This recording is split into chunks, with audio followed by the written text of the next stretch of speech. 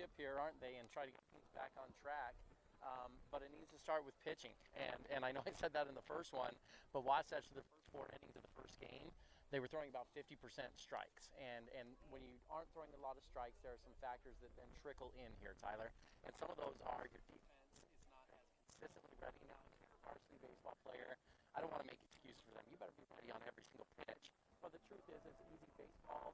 One of the hardest parts of it is it's a mental game, right? Your mind can get lulled a little bit to sleep if you're not always locked in. And so if you're not consistently throwing strikes and finding your zone, people can fall asleep a little bit out there on the field behind you. Wasatch made 5 errors in the first 2 innings of the first game, and I think that started a little bit because they were not throwing as many strikes consistently. And it's early in the season, and those things certainly happen, Tyler, and I get that. But if you want to get an engaged defense, pound the zone, and then your defense behind you is going to be ready to go. And so you're going to need early strikes, and often early strikes, and then at the plate, you have kind of the same philosophy, which is offensively, you've got to be keeping the pressure on the defense. You can't have non-competitive at-bats, which I would qualify as strikeouts or fly balls, lazy fly balls that are not competitive at-bats. Those are easy putouts.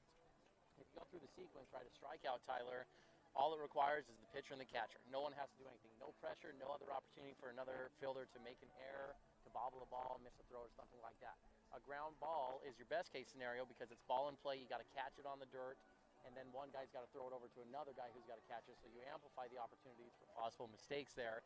Fly balls, lazy high fly ball in the outfield. I mean, you're putting it in play, but it's easy for one guy to run under it, and there's nothing else they have to do for a put out, right? So when it comes to and offensively, you need to get competitive in the box and have competitive at bats. Can't have as many strikeouts. Wasatch had 7 punch outs, not to mention 2 pickups on the base paths, and so 9 outs out of the 21 that they had were not competitive outs. And so Wasatch needs to get a little bit better at the plate as far as competitive nature when they're putting the ball in play. Strikeouts happen, but that many strikeouts shouldn't happen against the pitcher that Park City put out there. Right? He was a 70 to 75 mile per hour thumber, and just a guy that shouldn't be blowing balls by you. And Wasatch saw too many get by him, Tyler. So that's kind of where I'm at on the adjustments I'm looking for. Pound the zone, offensively be aggressive at the plate, and I think that'll make a big difference for him in this game. It's a good team they're about to face. Yeah, we mentioned, Tyler, a couple of our Gordon Law stats of the game. The Gordon Law Group is your full-service local law firm practicing in all areas of the law. They take pride in saying, yeah, we do that. The big ones that jumped out to me, Tyler, looking at the box score from that first game, 5 errors. Wasatch actually out-hit Park City 8-6, but the 5 errors is a big one, and then, as you mentioned, the 7 strikeouts as well. Yeah, Tyler, let's get to know our opponent a little bit. Again, you're listening to the Dairy King pregame show. This is a Carbon team that is a 3A opponent, which is 2 classifications below the Wasp. But if anybody knows anything about Carbon and Helper and that community, baseball is 1 and second to none. There's nothing besides baseball down there that they love more. And we've been down there a couple of times this summer to play some American Legion games. And, you know, Legion at summer ball, you don't get a big crowd. Well, you do down in Helper. Yeah. And so they love their baseball cool down there. Down there, that American yeah, Legion you bet. Stadium is You one bet. of the best in the Western United States. Yeah. Well, they used to play the World Series there oftentimes down in that Helper community. And this is a Carbon team, Ty, that made it to the state finals last year. Had to beat Grantsville twice, actually knocked them off in the first game, but then fell in the second game and ended up becoming the state runner-ups last year to Grantsville High School, the eventual state champs. So even though they're a 3A opponent, this is a good, solid baseball team with a lot of returning guys. As you look down the lineup, Ty, 5 of the guys that are in the lineup, 6 out of the guys that are in the lineup had varsity at-bats last year. But how about this, 2 through 4? Rich, 362 last year, 26 RBIs, 1 home run. Fasat, 351, 35 RBIs, 1 home run. And Nelson, 433 with 11 RBIs. These guys are good, 2 through 4. And it'll be interesting to see how Wasatch handles that power part of their lineup when they go through that. Well, Wasatch is going to hand the ball over to senior Garrett Baxter, Tyler, for his first ever varsity pitching experience.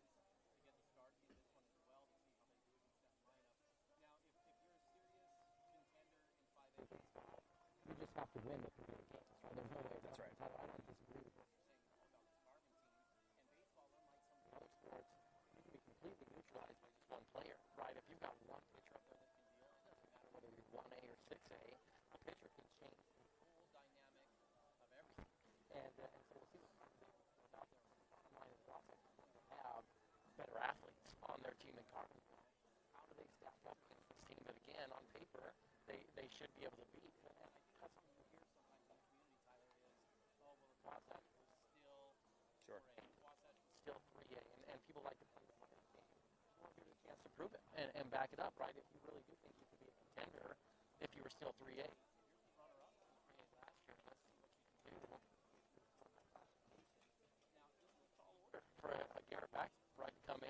try to get his first varsity pitching experience here. And to be able to hold down a really good state level team in front of him last year. And so we'll see how the team plays behind him. Defensively, they're going to have to step up, right? Garrett's not going to blow up my guy. Instead, he's a pitch-to-contact guy, and you play the phrase is 9-on-1 baseball, right? 9-on-1. It's a unique sport because Wasatch gets to run 9 defensive players out there against one offensive guy, and you use those numbers to your advantage. So if Garrett can pitch and hit his spots, let your defense run under it behind you. Got a great outfield out there tonight for this one. Erickson, Swap, and Shaw are out there, and they can cover a lot of ground, and they will be excellent defensively. So don't let them push and play and let you guys go out there and get it. The coaches are meeting at home plate. Let's go ahead and take a break. When we come back, we'll have your Dairy King starting lineup along with our predictions. You're listening to Wasatch Baseball.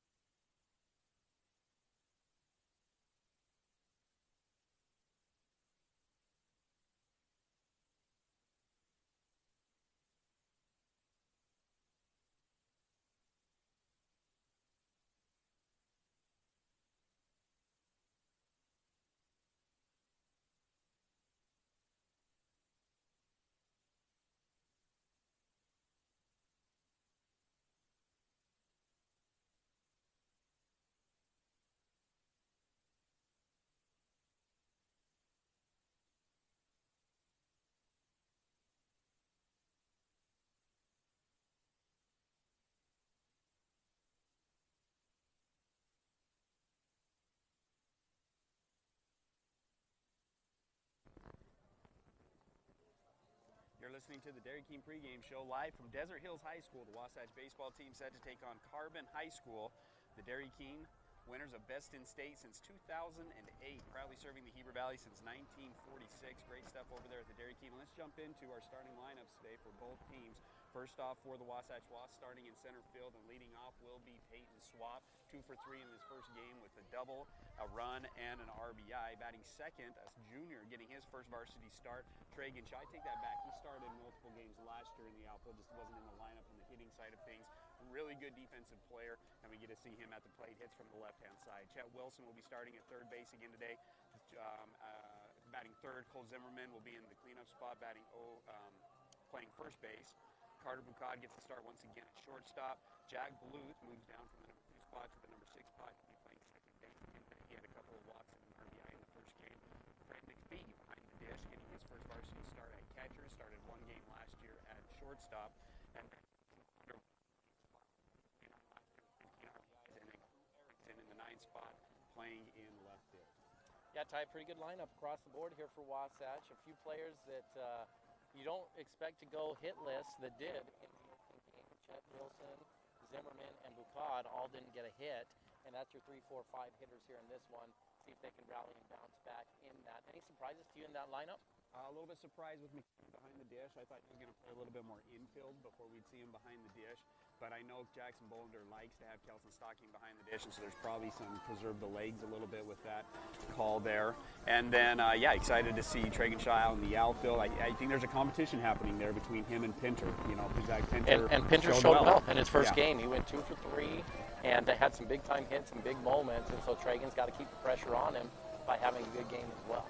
We're about ready for the Mountain Refined first inning to begin. From design to project completion, our team excels in understanding and implementing your specific lifestyle and taste preferences into your interior design. Come into our showroom in order to find beautiful furniture, bedding, mattresses, decor, and so much more. Ty, I'm going to throw it over to you. Your Country Garden and Nursery's keys to the game. So you gotta hit with runners in scoring position. Wasatch didn't come through as much as they needed to in the first game. They had opportunities with guys on base, and so you've just got to get that average up.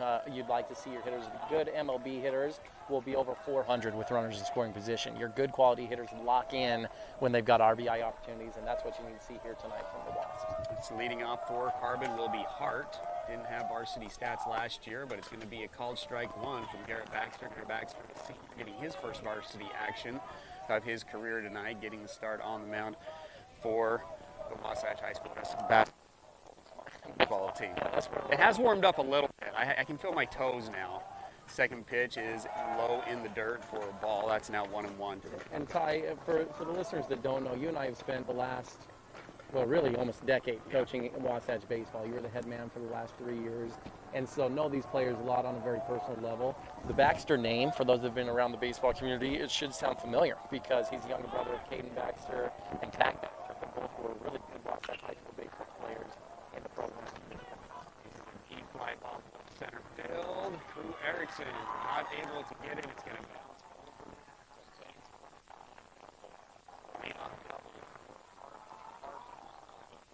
Center is how this game's going to get started on the 1-1 pitch. Ty, as we jump down into our Bank of Utah, who's hot? Talk to us about who was hot from that first game from at the plate.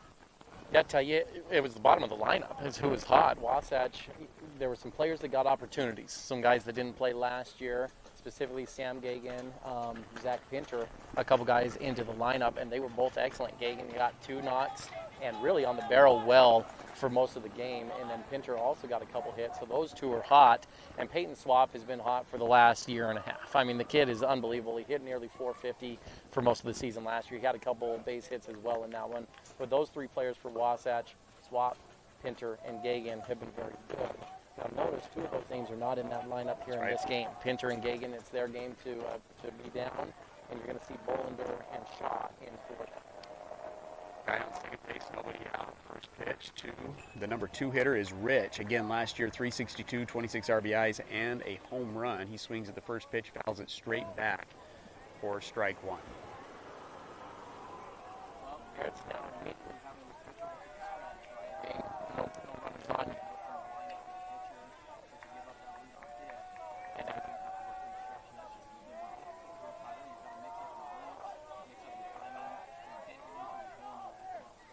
One off-speed pitch, a swing and a miss, so 0-2. Baxter's filling up the zone nicely already. 4 out of the 5 pitches have been strikes. You mentioned that early on, Ty. You like to get strikes early to keep your defense involved early on in the ballgame. Pirates Tires, who breaks out tonight? Are there any thoughts on who breaks out in tonight's game? Yeah, I think Chet Wilson's going to come out of his early first game slump. I think that was highly unusual. I thought Chet Wilson was looking at that game. I just thought it was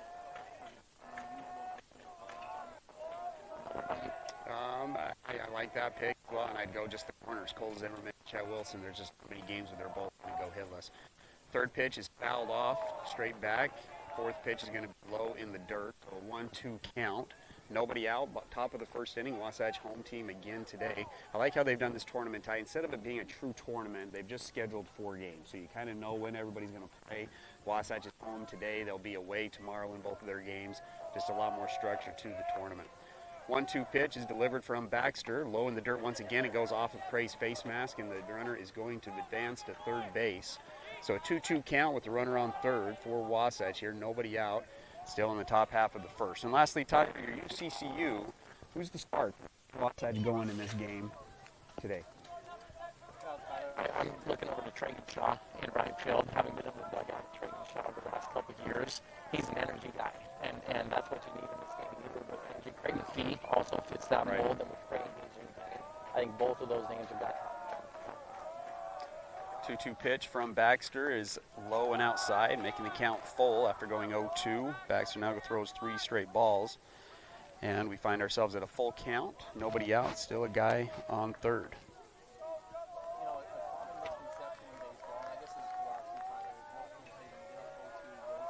That's right. I'll tell you, Coach, I hated that phrase so much. I'll finish that thought here in a moment. Full count is swung on. It's going to be behind Cole Zimmerman. He's going to go back to the back part of the infield, makes the catch, but doesn't turn around, and Hart's going to try to score from third on the short tag up, and he's going to do it. This throw is not in time as Carbon steals a run there on a weak fly ball over the first baseman. That's a mental mistake, right? I think both Cole and Jack, that was so shallow by the dirt, they thought that they had a chance just to catch it, and the third base runner wouldn't pay attention, and he totally took advantage of Wasatch putting their head down, and you get a cheap. Wasatch gives up a run in first inning in both of their games now, 1-0, 1 out. First pitch to the number 3 hitter is a ball. Facade, 351 hitter last year, 35 RBIs and a home run. We jump in a little bit of Wasatch history. Tyler coached Scholl, coached both of us from our sophomore years on. Texted us this morning to let us know, and I think you mentioned it actually in our first game, that the first ever baseball game, at least high school sanctioned baseball game here at Desert Hills High School, was Wasatch against Desert Hills in 2009. A good Wasatch team that ended up taking 5th place in state. Coach Scholl coached them to a victory on Thursday night over Desert Hills, and then later beat them in the state tournament as well. Yeah, that's kind of a fun story there with Coach Scholl. They were supposed to come down for a Friday, Saturday tournament like we've got going on right now, and he called the Desert Hills coach and said, hey, do you want to do a varsity game before that? So outside of the tournament, the school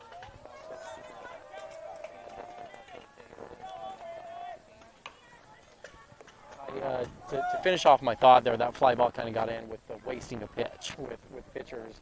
It's something that people often will say, and there's a couple of reasons why I don't think that's a good idea. First of all, you got the pitch count rule, and that's kind of the biggest point, is you just don't have room to waste pitches in varsity baseball here. You've got to stick to a pitch count, and you just want to attack. And so often people say, well, don't throw something too good. And that's, of course, accurate. You don't want to throw something right down the middle. But it's a little disservice to people when they teach these young baseball players to not throw a strike when you're up 0-2. You know, you want to throw your best pitch, right? And it's maybe started on the corner, break out of the zone or something like that, but you're not just wasting a pitch in the dirt. And that's a common phrase that people often say that just kind of drives me crazy as a baseball count guy. pitch is swung on and hit to Carter Bucad, who gobbles it up at shortstop, throws it over to Zimmerman for the second out of the inning. Great job there from Baxter, and he's looked good early on, Ty. 3 hitters. He gives up the ground rule double, but then back-to-back outs after that. Still down 1-0 here in the top half of the first. 2 outs. Next batter up is going to be Nelson, 433, 11 RBIs. And you're exactly right, Ty. We talked about it a lot. As soon as they had those pitch count rules, and we had some strikeout pitchers, but it seemed like they were throwing about 6 pitches on average per hitter, and they just got way up into the strike zone. And a lot of times against good teams that know how to scout, they'll have players take the first 2 if they know that they can get them run out of the game in the 4th or 5th inning and then get to the bullpen. A lot of teams will do that.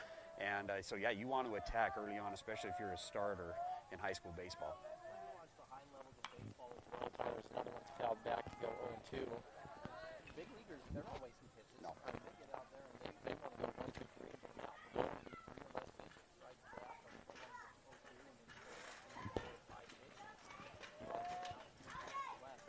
Ultimate goal of pitchers.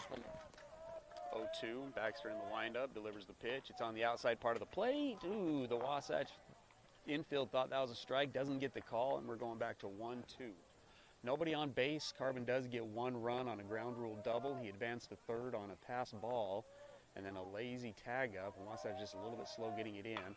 Here's the 1-2, another ground ball to Bucad. He gobbles it up, flings it over to first base. Bucad looking good at short. Well, both outs, the second and third out, as Wasatch gets out of the inning. 1 run, 1 hit, no errors on 19 pitches for Garrett Baxter.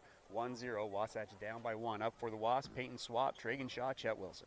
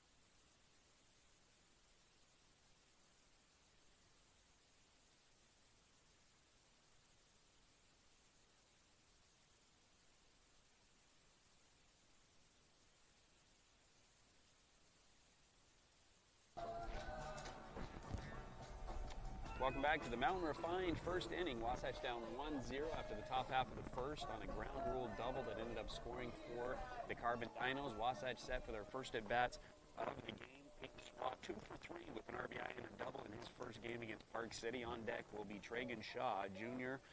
Does not have a varsity at-bat in his career. Did I say he's sophomore? Junior for Tragun. Yes. So, Ty, we know some random facts about these players having coached them. Peyton Swap, if you were to guess his walk-up song, it's almost too easy, right? What would he do for his walk-up song? You're asking me a music question, and you're assuming that I would just know this. But It would be Star Wars, right? This is a Star Wars nut here. He loves the Imperial March theme song. That's right. I forgot about that.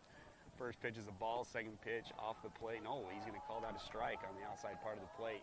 Tell you what, Park City and Carbon have lived on the outside part of the plate against Wasatch in these first 2 games, and Carbon gets one right there. 1-1 count. Bea back in the lineup, gets a fastball on the inside part of the plate. It's going to be fouled off of Peyton's leg, and we'll go to 1-2. Yeah, comparing to game 1 here, he's a harder thrower, Tyler. He's going to be just hovering around 80 is what it looks like, maybe 80 to 82 is kind of where he's going to sit there from the mound. Which might be better for this Wasatch team. I think so, and in fact, I was watching Peyton on that fastball there, and he still was ahead of it. 1-2, waits on a curveball, goes down the right field line, but it's going to curl out of play, and that's going to reset at 1-2. Yeah, Ty, and so I was wondering, how's Peyton going to adjust to this here? But he's a guy that his hands and his bat speed can handle 90 plus, and you're seeing it here. He's still even ahead of these fastballs a little bit. Sometimes hard to get the timing at the beginning of the season. 1-2, swung on again down the right field side. That's going to curl out of play once again, so we'll reset once again at 1-2. Peyton Swap started off the year with a double off of the center field fence in the game 1 against Park City, would end up scoring one of Wasatch's 5 runs. Also had an RBI late in the 6th inning of that game. 1-2 pitch. Low in the dirt, brings the count to 2-2. One of the advantages, he's so strong, Tyler. He gets in the weight room and works hard. He's what you would call a gym rat. He likes to be in there and lift weights. And it's just hard to sneak stuff by him because he's so quick. He's so physical that he kind of, the bat to him is more like a toothpick. You know, he's not swinging a big tree up there. It's just light and easy for him to make adjustments. 2-2 way outside, actually goes to the backstop, so that's going to bring a full count here for the leadoff guy for the Wasps. Center fielder for Carbon is actually shading a tad to right field, leaving a big gap in left center. Yeah, I'm not sure that's the right defensive move. Full count, and he's going to go down looking. Gets the outside corner again as Wasatch has continued to struggle on that outside corner pitch as Peyton goes down looking to start off the ballgame. That's a really good spot there. You can see Peyton was just right there wanting to pull the trigger on it, Tyler. He was leaning over. He was locked in. It didn't fool him. He was on it almost like it's a hamburger coming in that he wanted to grab and pull up and eat, but he just couldn't pull the trigger. He thought it was a little bit outside. The official, or umpire, disagrees. Well, first look at Tragun Shaw, and Tragun takes advantage of it. It's going to single down the right field line on the first pitch. Good line drive barrel as Wasatch gets things going with their first single of the game. Again, Tragun Shaw, starting right fielder today. And I tell you what, these kids that know they're competing are showing out. Yep. Zach Penner with a couple of hits, and now Tragun Shaw with a hit there in right field. It's the benefit to competition, Tyler, right? You need competition across the board. The ones that maybe are content and thinking they're comfortable because they had a starting spot last year, they didn't perform as well in the first game. And the ones that know they're in the battle for a spot, well, here they are, the ones showing out. And that competition across the board usually elevates the team. It's going to bring up Chet Wilson, the 3-hitter. He's going to watch. Ooh, looks like that was a pretty good pitch, but it's going to be outside for ball 1. It's an off speed to start him off. And you get that a lot. When you hit in the 3 spot here like Chet is, you're going to see a lot of off-speed pitches, and so you can't miss the one good fastball that you get in the at-bat. Tragun Shaw, decent lead over there first. He's going to take off. It's a hit and run. Chet does a good job punching it the other way. Shortstop knocks it down before it gets into the outfield, but give Chet a single. Nice little executed hit and run there. Doesn't get Tragun to third, but Wasatch now has 2 guys on base, first and second. The shortstop was going to cover second base on the hit and run, got out of position, and Chet gets his first hit of the season. Well, Ty, you're exactly right. Give Chet a single, but really give that hit to the coaches. That's a routine ground ball on a hit there, a hit and run. But Carbon didn't go defensively sound. What you're supposed to do if you're covering the bag is you step in, take a couple steps in, and then watch the ball clear the zone. The shortstop didn't. He started sprinting straight for second base, and that's what led him to be off balance, and he couldn't make what was a really routine play and an easy hop. The ball hit the dirt and he bounced right up face high, but because his momentum was carrying towards the bag, he couldn't turn around and make the play. Just little details like that. That's a good coaching decision from Coach Jacobson. Going to to bring up the cleanup guy, Cole Zimmerman. Hitless in his first game, but did have an RBI on one of his ground outs. He's going to swing and foul that one straight back. 1-1 the count. First pitch was a ball. Now the second one is fouled straight back. RBI opportunity here for Cole.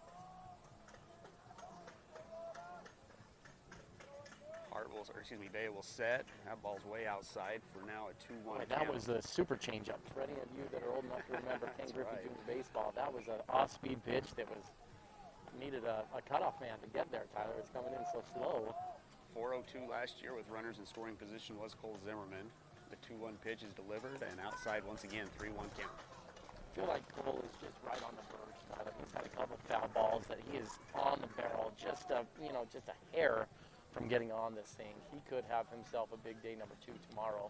He just seems like he's right on the fringe of breaking out. Center field playing straight up. 3-1 is also outside, and that's the first walk of the game now as Bea gives up 3 straight base runners after striking out Swap to start off the game, and that's going to bring up sophomore Carter Bucad. Struggled in his first game, 0 for 4, had one good barrel that nearly got by the left fielder.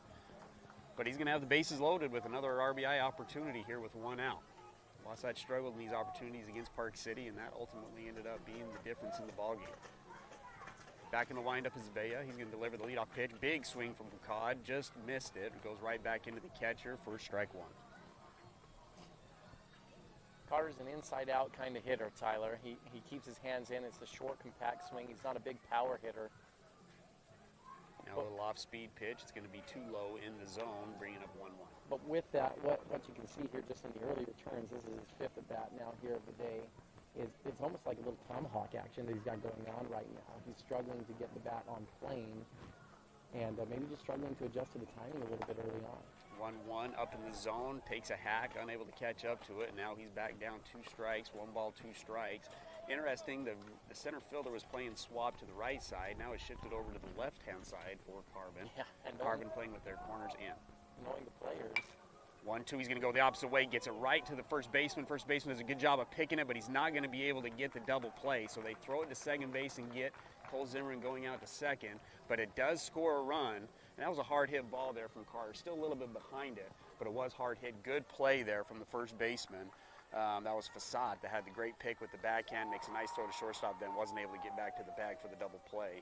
And Wasatch is able to get a run in now with 2 outs with runners on first and third. Jack Bluth up to the plate. Yeah, Tyler, I'm going to tip my cap to Bucad because that's one of the keys to the game we talked about. You need competitive at-bats with runners in scoring position, and that's a competitive at-bat. I know that they got an out, but that's a ball in play. It's not a strikeout, and you get a run across the board. Jack's going to take a hack of the first one, and just a similar story, Ty, just Wasatch a little bit off on their timing. Like that, you mentioned they need to be aggressive in the box, and they've been aggressive early on in this game, just a little bit off on their timing. That's going to be fouled out of play. So 1 strike, again, runners on first and third. Tie ball game here in the bottom of the first.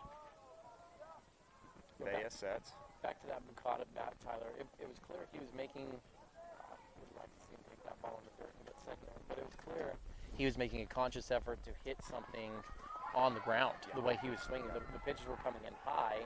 Carbon was trying to counter to get him to pop something up and elevate it on the infield.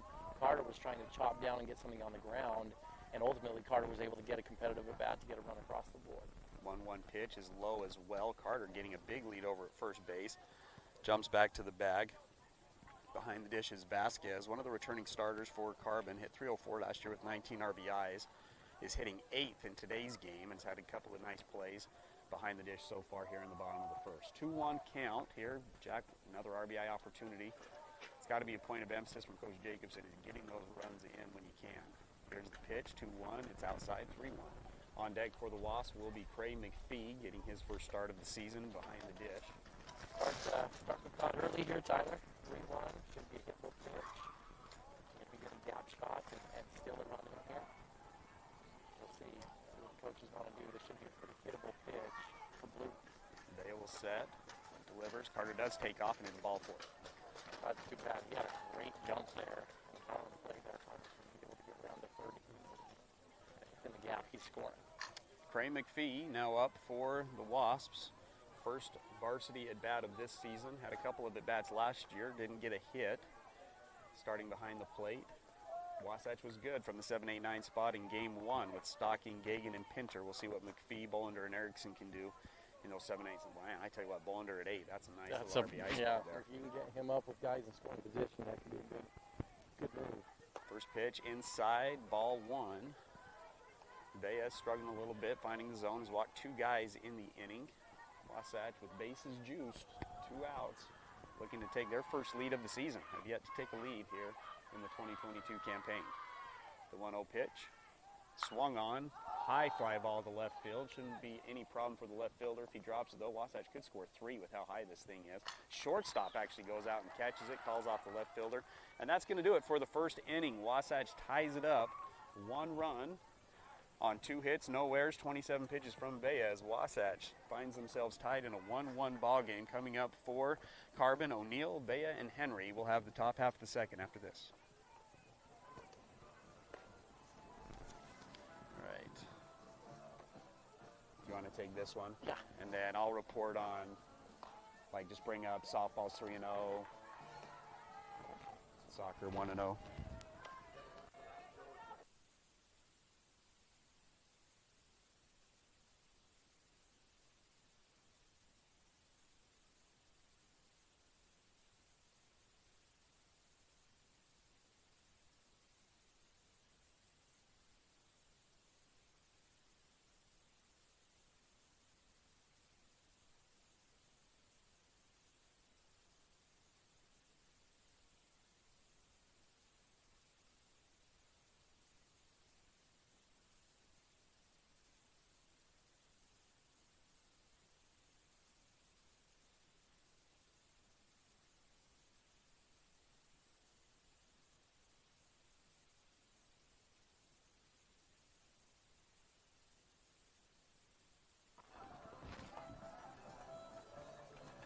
It's a night at the park here for Wasatch baseball.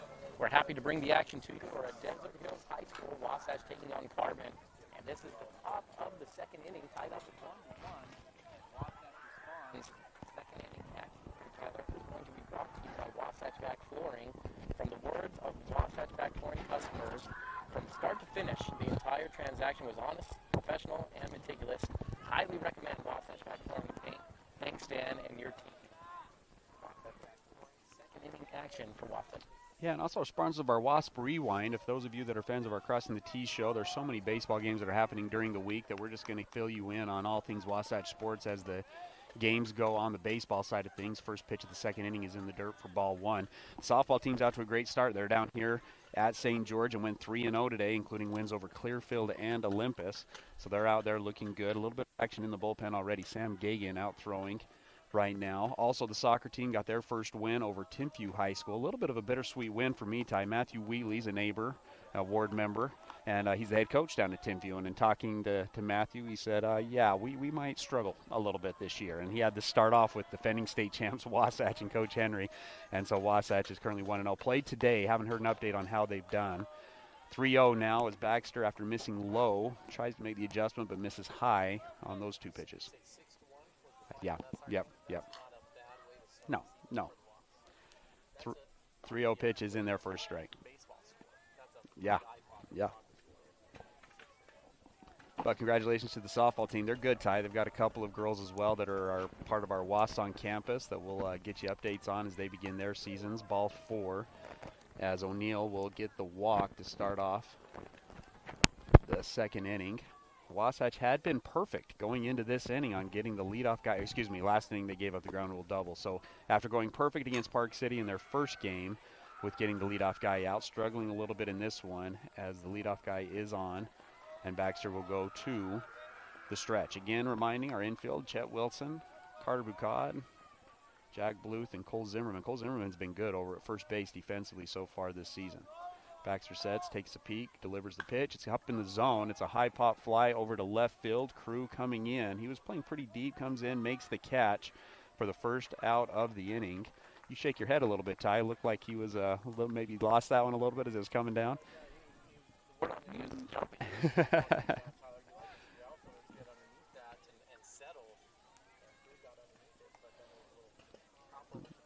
Yeah.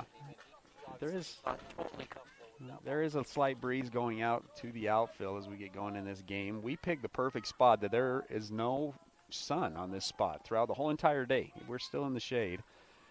One out here. It's going to be a bounce for ball one. Yeah. Yep. They've got the spectators down below, but then they've got the walkways behind that stack up on about 15-foot tiers. And so we're sitting on one of those tiers. Got a pretty good angle. Ty, thinking forward here, this is a 4-game tournament, as you've talked about, and clearly Wasatch has wanted to save their best pitchers for the best teams that they're supposed to face on paper. Hit and run action here from Carbon. Wasatch executed in the first. Carbon does it better. Nice little swing and run as the ball way up in the zone, but it swung on and single over Cole Zimmerman's head into the right field. Tragun bobbles it a little bit. Nonetheless, both runners are going to be safe at first and third. So we have one out. That was Bea, the pitcher, helping himself out there. And that will bring up now Bea was the one who popped out. It was Henry who had the nice single into right field. And now it's going to bring up Vasquez, the catcher, again 304 last year with 19 RBIs. He's got an RBI opportunity here with one out. Ball up in the zone once again for ball one. Yeah, Garrett, this is what I would say is not consistent, Tyler. He's been in the dirt sometimes as much as 5 to 8 feet in front of the plate, and now he's missing high as well. And what that comes down to is release point. He's just struggling with his release point. There's not anything mechanically going on there. It's more about where he's releasing the ball. You can tell that simply by where the ball is missing. If you're missing consistently in one part of the area, then that might be a mechanical thing. But instead, when you're missing low and high and all over the place, that usually means you're just struggling with your timing and on your release. He does get a called strike on the next pitch, so 1-1 the count. Runner on first goes. Another hit and run. This one's going to be fouled out of play in front of the Wasatch dugout down the third base side. 1-2 the count, one out. 1-1 the score here in the top half of the second inning. That run from Wasatch brought to you by Wasatch Physical Therapy and Sports Medicine, your rehabilitation specialist dedicated to your total recovery from sports injuries, auto injuries, industrial and or commercial injuries. Let Dan Ivey and his team get you back to 100%. The 1-2 pitch. Runner does not go this time. Ooh, ring him up. Same pitch. It looked like the Wasatch has been called on.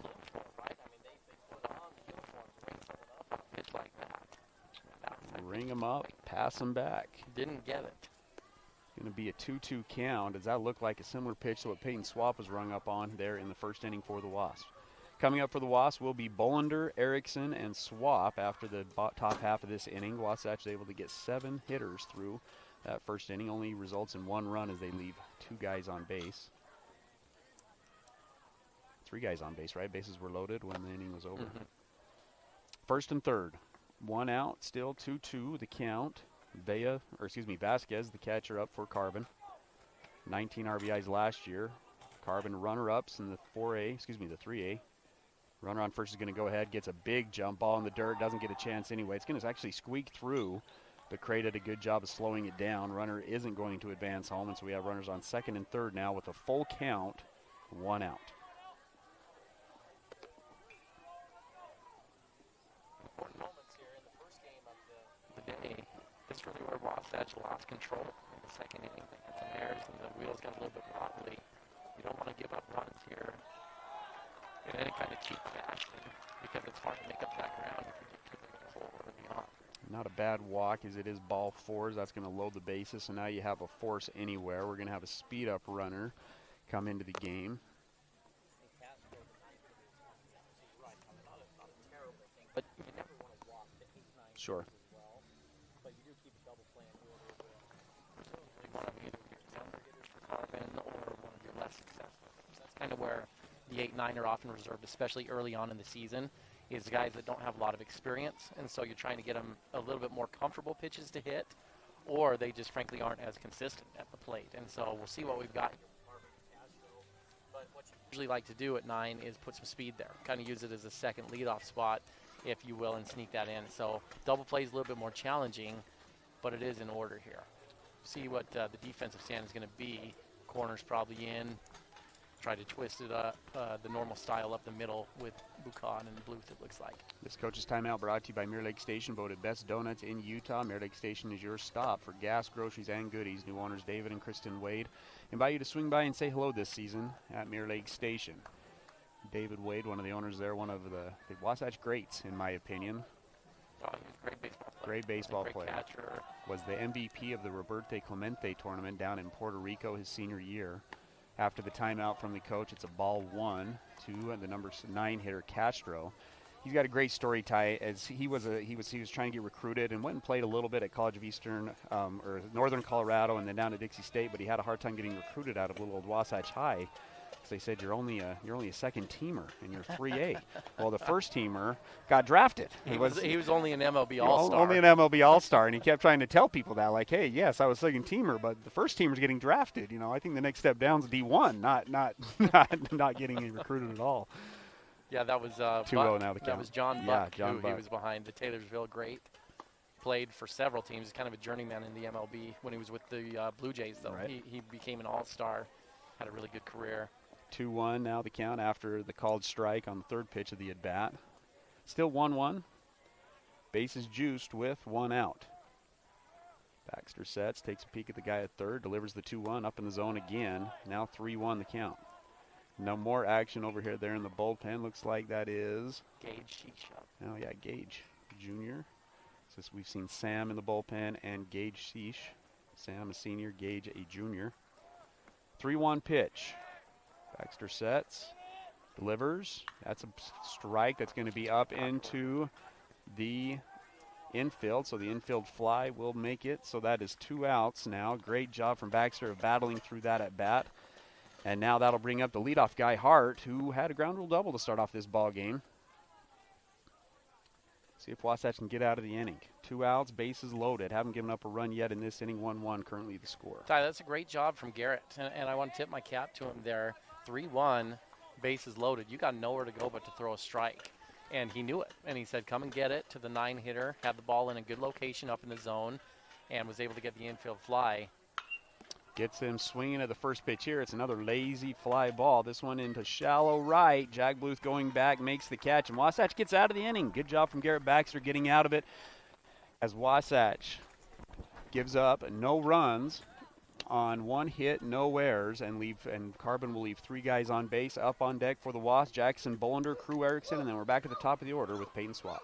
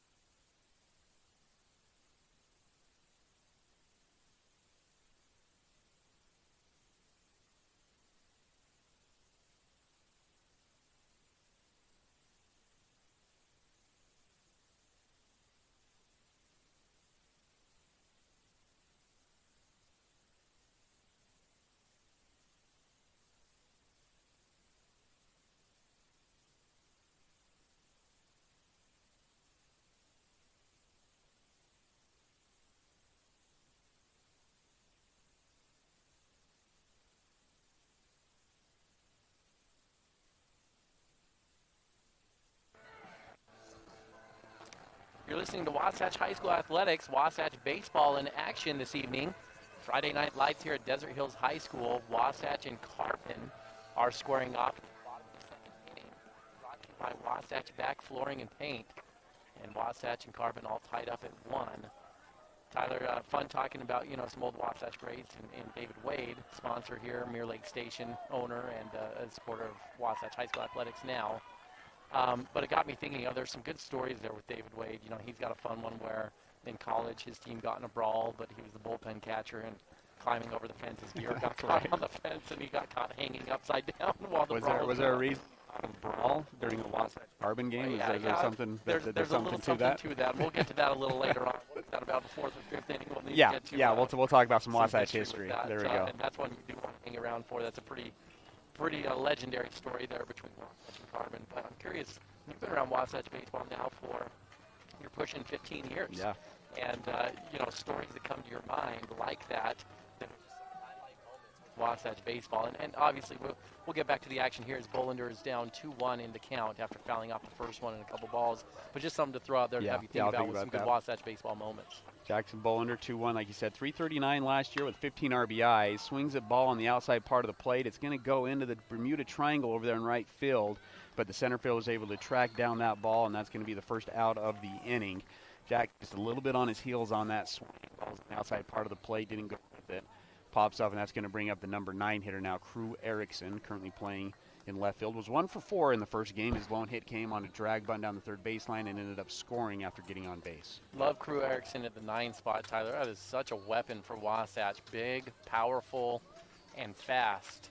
Not a lot of 9 hitters like him. First pitch is going to be in the dirt for ball 1.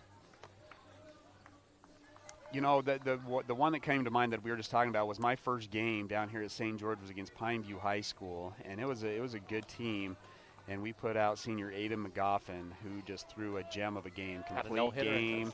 Yeah, and we ended up winning that game 1-0. There was only 1 run scored, and Aiden threw a complete game shutout, had a no-hitter going into the 7th inning. Usually don't have pitchers go the complete game, but he was just humming so well and had his pitch count down. It's a great performance from Aiden.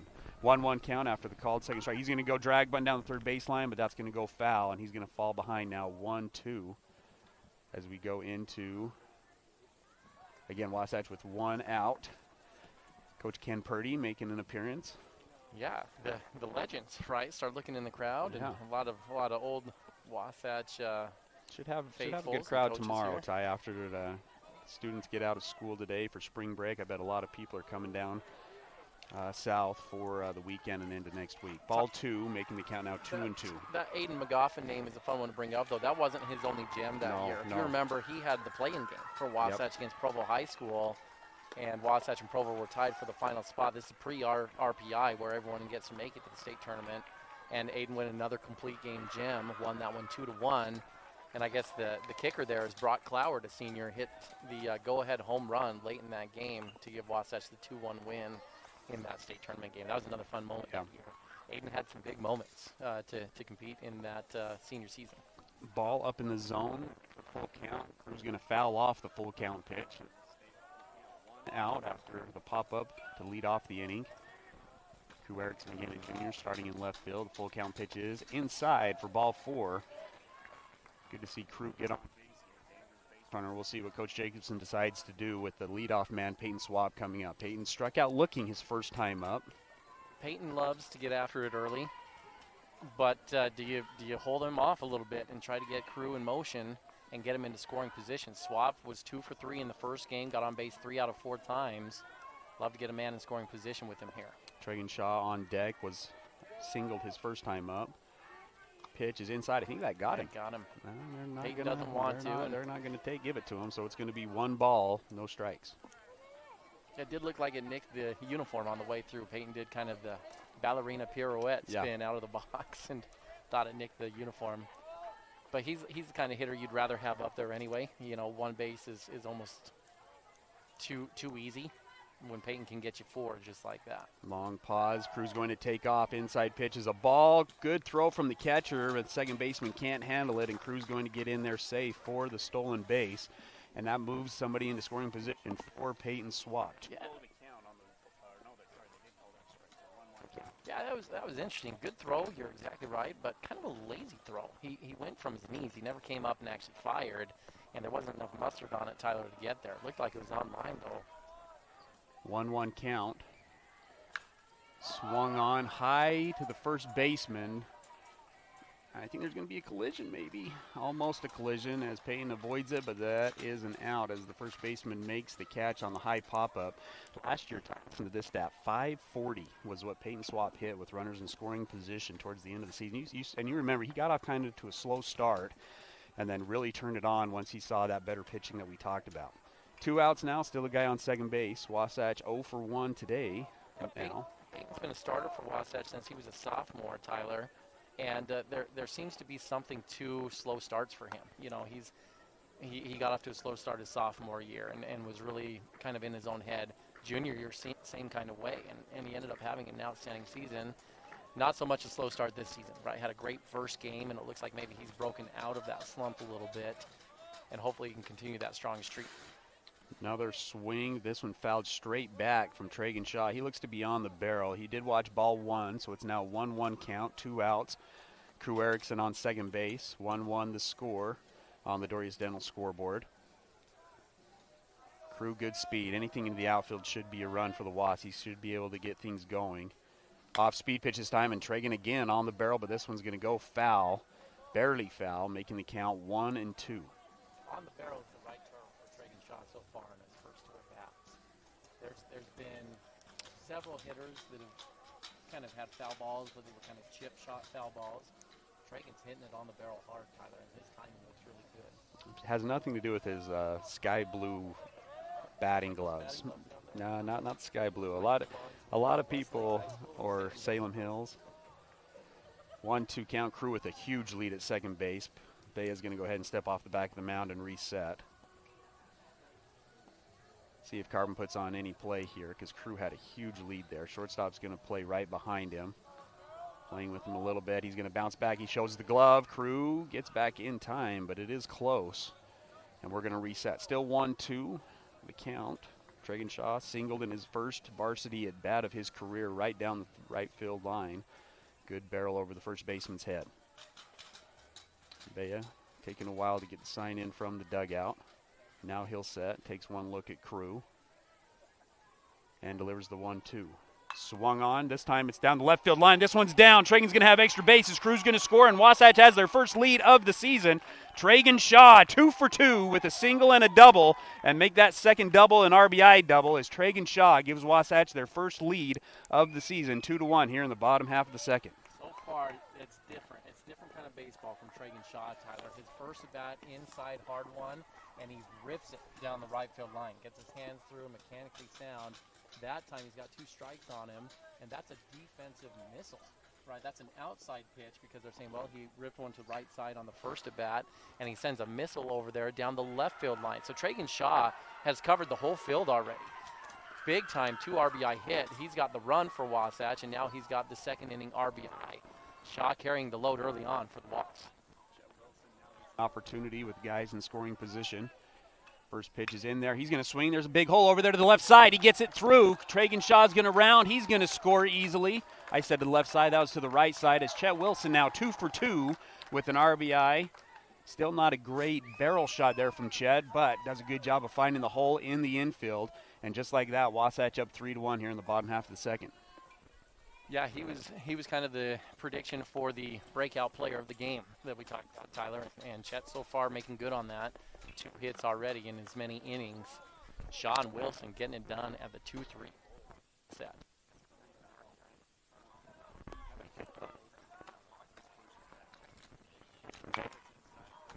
Right, muscle it. It's going to go foul down the left field line and out of play.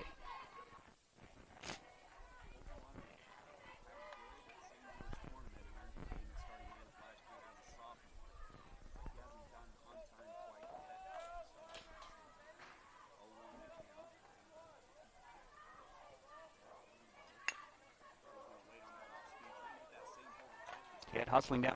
Throw.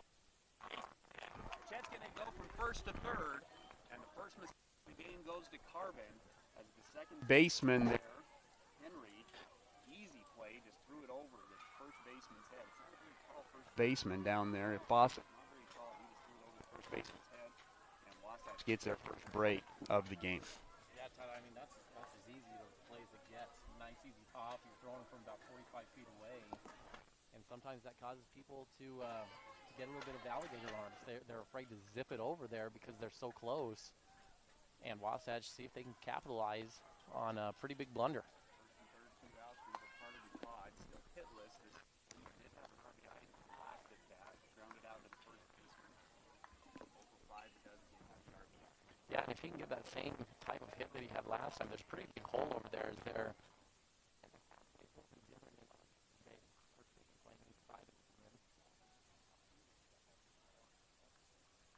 And he's going to drop down to first. Just now for the senior last year in this situation with runners in scoring position, hitting 375. 75 with runners in warrant a visit to the mound from the Carbon coach. Timeouts brought to you by Mirror Lake Station, voted best donuts in Utah. Mirror Lake Station is your one-stop shop for gas, groceries, and goodies. And we forgot to mention that our extra base hits today, that double by Tragun Shaw, brought to you by Gravity Coalition, offering the best in bikes, skis, snowboards, skateboards, and more in the Heber Valley. Personalized service, sales, and repair for the gear you love. Gravity Coalition in Midway, Utah, or gravitycoalition.com. This is a cool shop. Yeah, we're still working on getting you on your first skateboard here, Tyler, from out there. We bought a longboard. Did I tell you that we bought a longboard? We have a longboard because Tessa's all into it. She wants to learn to longboard, and I put 1 foot on it. I couldn't even balance with 1 foot on it. So we'll see if I'm able to do that. Out of the timeout, it's going to be a ball 1 to Jack Bluth. Jack on the season 0 for 2. He has walked 3 times. Jack, one of these hitters that has a good eye. He finds his way on. He does a good job of finding on, but also has good power, Ty. For as small as he has good power. He's going to swing, and this one's going to go out of play down the left field line. Yeah, Jack's an incredible athlete, Tyler. So the side story on him that we'll probably mention several times this season is an excellent gymnast. And Jack, he's got a little bit of a smaller stature body that you kind of would want from a gymnast. But man, he is powerful. He does the rings. For those of you who have seen that, just very strong, a lot of upper body strength. Off-speed pitch, and it's going to go out of bounds. Oh, nearly goes foul, but they pick it up before it goes foul down the first baseline and tag Jack out. And that's going to do it for the bottom half of the second. Wasatch scores 2 to take the lead 3-1. 2 runs on 2 hits, 1 error, and 3 men left on base. Up for the Carbon Dinos, Rich, Fasad, and Nelson, 2, 3, and 4.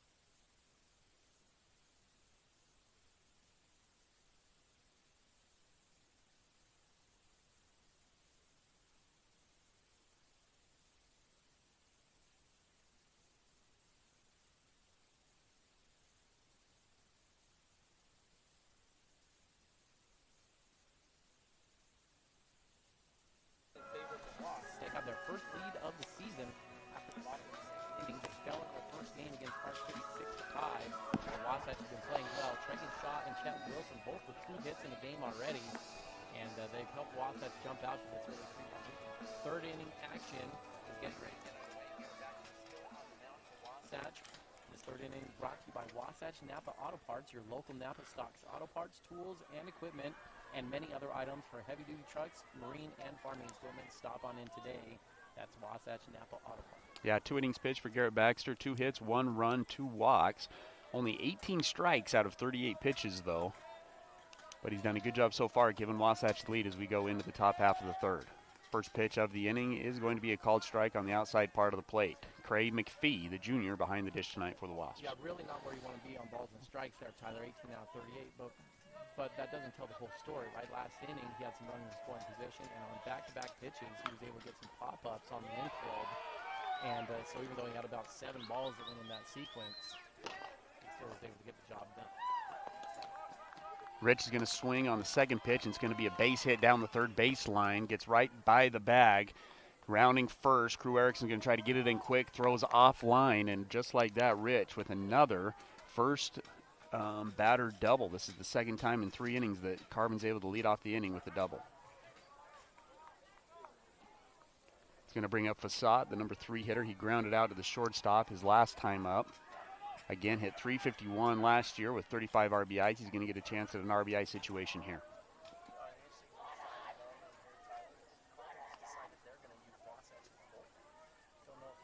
It's a bold move.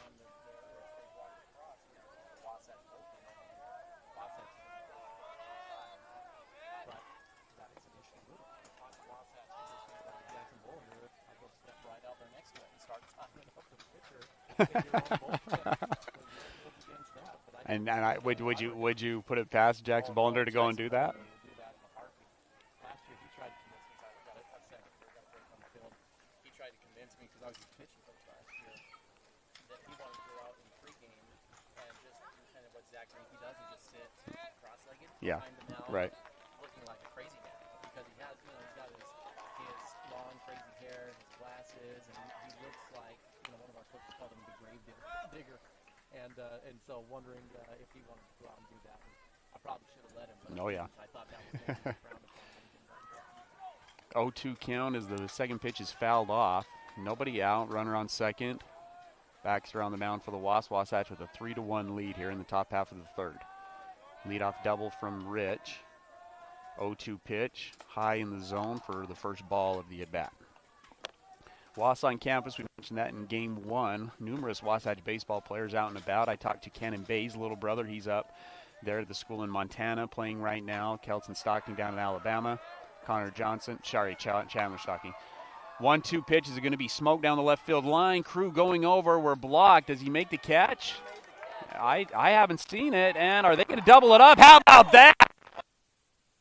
Crew Erickson makes a diving catch in left field. That's only two. We're not going to go in quite yet. The Wasatch infield thought that was such a good play. How about that for a rule, Ty? To speed up the game, if you make a spectacular Sports Center play and it's only 2 outs, you're out of the inning. And that was what Crew just did. A diving catch in left field, stood up and threw the guy out who didn't tag up at second base. Great play there from Crew Erickson. Garrett Baxter getting some nice help in the outfield. Oh, yeah, Tyler. That one was a fully extended dive working on the foul line, and he had the composure enough to not only catch it, but turn it and fire it in. We talked about how he's nearly 90 miles per hour throwing in from the outfield. He's got a great arm, and on second base, if you're carving, you got to be going crazy, right? He's got the view of the ball. Yeah, right yep, you bet. There's literally no one on the field that's better position than what that runner is, and even with that, he ends up getting doubled up on second base. Good job, showing off the arm on that. Ball one to the next hitter. That is going to be Nielsen, who also grounded out, to the shortstop. Garrett Baxter is you're doing exactly what you want if you watch that behind him. Say, get those strikes, you want your defense go play behind you. And they've had his back so far. He's doing a couple tight spots, but the team's playing well behind him. 2-0 after back-to-back balls. Nobody on base after the double play from Crew Erickson. A good spa day play of the game nominee right there. Something that we've been looking at. That could be your spark too, Ty. It's good to see Wasatch coming out playing a little bit more confidence than we saw in game one.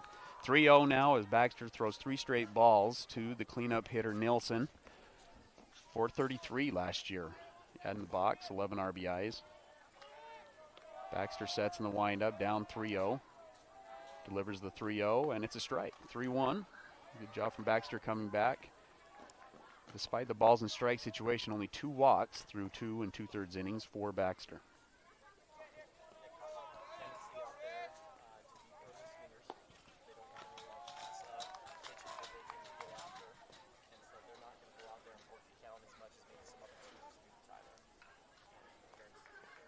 Yeah.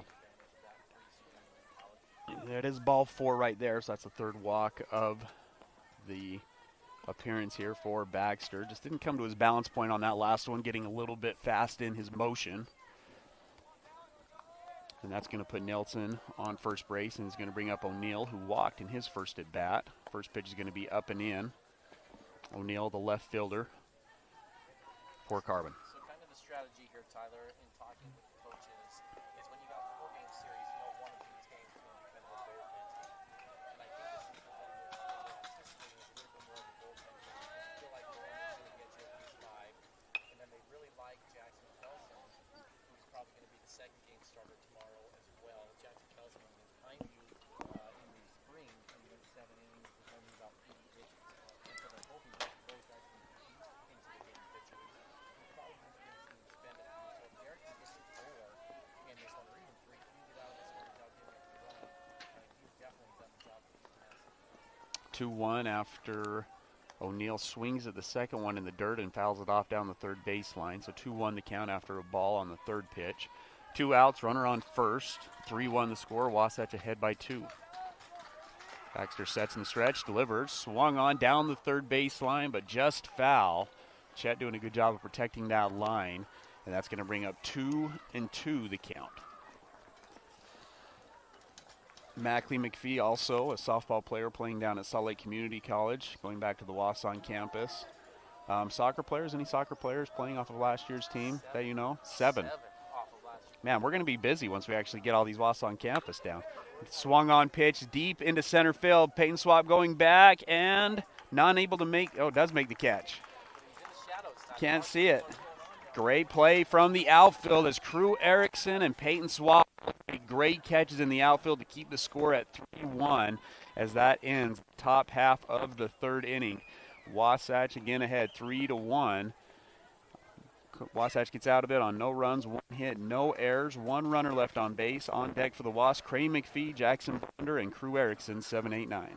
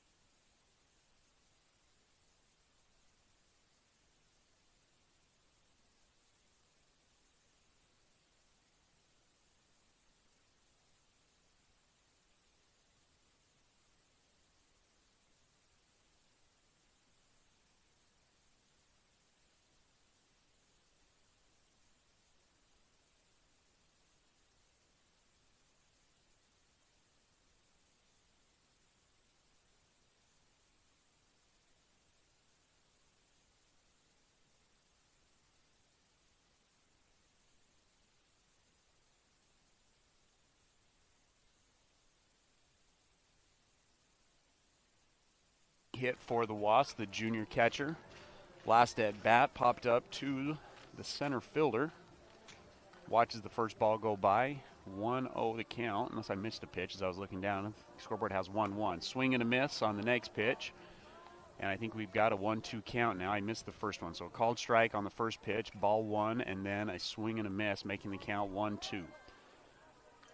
Bottom half of the third, once again brought to you by Wasatch Napa Auto Parts. 1-2 pitch, high in the zone. Cray thought about it, doesn't get the called strike, and so it's going to be 2-2. Vea still on the mound for the Carbon Dinos. Currently 2 innings pitched, 4 hits, 3 runs, 3 walks, and 1 strikeout. Off-speed pitch, Cray stays with it in between the third and shortstop. Good play from the shortstop, but he's going to airmail it. It's going to go to the fence. Cray McPhee safe on the air. Got rid of it quick was the shortstop, Hart. Hart had a ground rule double and scored in the first inning. Doesn't get the throw down, and Craig McPhee finds himself on first base. First time he's been on base this season. Gets on with an error to the shortstop. And you talked about it, Ty. Just put the ball in play on the ground and see what happens. And more often than you would think, high school guys are going to either bobble or throw a ball into the fence, and we've seen it twice now. Looks like Vea is going to come out of the game, Ty, and he's going to head into the left field. And I think the left fielder is coming in to throw, which will be O'Neill. 20 switch, 22 O'Neill. Going to come in there, and Vea will move into the outfield. And this is probably a little bit of a pitch count move change. Again, with 4 games, Tyler, and especially the smaller classifications as well, I will say, as Cardinals 3A. You often don't have the depth that you need to sustain a 4-game series here in 2 days. And so you see a lot of these pitching changes, and guys get opportunities that don't normally get opportunities when you're in 2-game series during region play in the middle of the year.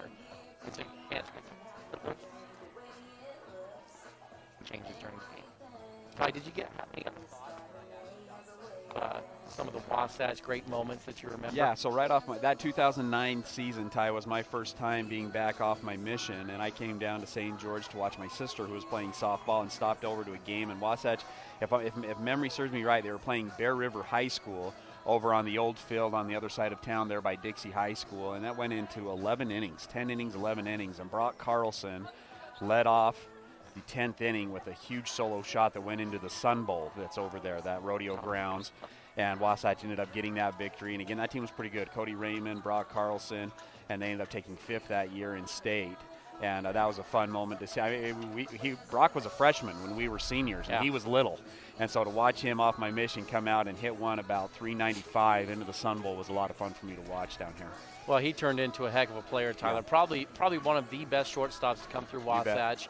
And you can put him up there as maybe the best shortstop to come through Wasatch. He's been outstanding, or was outstanding, throughout his high school career. Not often you get 4-year starters at varsity baseball, and he didn't start at shortstop until his senior year because he was playing behind another great guy, Mika, who also played some D1 baseball down at SUU before the program got canceled down there at SUU. But some good shortstops to say Wasatch at that time.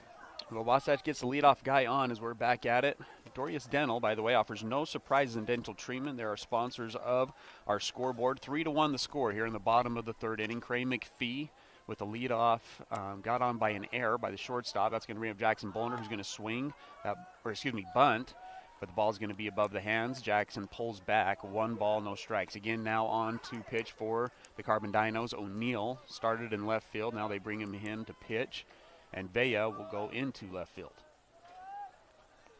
O'Neill gets the pitch. Now looks over at Cray. Cray a decent lead over at first base. Jackson's going to square again. Third baseman creeping in. Another ball above the hands, making the count 2-0. Jackson Bolender doing a good job, Ty. Bunting to me is just a forgotten art when it comes to baseball and all the analytics. But Bolender's got his bat down there in the strike zone, knows exactly if anything's above the hands to just pull back, and he does a good job so far. 2-0 the count. We'll see if he gets another bunt situation here. You'll hear people refer to Jackson as Bubbles, Tyler. It's a nickname on the team. How about a slash and run? And it's going to work. A little dribbler through the infield. Cray McPhee's going to steal. It's going to get by the center fielder. Cray McPhee's going to come in easily to third base. A little slash and run. A little bit of Coach Jacobson coming out as Wasatch executes it perfectly. Wasn't pretty, but Jackson Bolender gets his first single of the season, and Cray McPhee goes from first to third. Yeah, Coach Jacobson's got that shortstop running all over the field here. He's got him the circus music playing around in his head, and he can't believe what's going on. And it's a good pickup because when he squared, Carbon's defense was to have the shortstop cover third base and the third base to crash in hard. And when you do that, you just leave the middle of the field wide open. Coach Jacobson recognizes it, and Bolender does a great job of executing. And now Wasatch has first and third, nobody outs with the number 9 hitter, Crew Erickson, who walked his first at bat up. First pitch is in for a called strike, a little off-speed pitch. Loaded in there for sure, Tyler. Coming in 62 miles an hour on the way in. Kind of froze Crew. Hadn't seen that pitch yet. Had been a lot of fastballs from O'Neill so far. Now we have a 0-1, first and third. Not a lot of speed from Bubbles over at first base. High leg kick, though, and another, and Crew's upset at himself at that one. That was a good fastball down the middle. And now he finds himself down 0-2. That looked like a pre-pitch decision, like he was looking for that same pitch to come. And as soon as he didn't get it, he kind of backed out, and he was jumping, kind of kicking himself before the catcher caught that, Tyler. 0-2 count. First and third, nobody out for the Wasps, up 3-1. There's the pitch, high in the zone, but Crew does his job. This ball is going to be deep to center.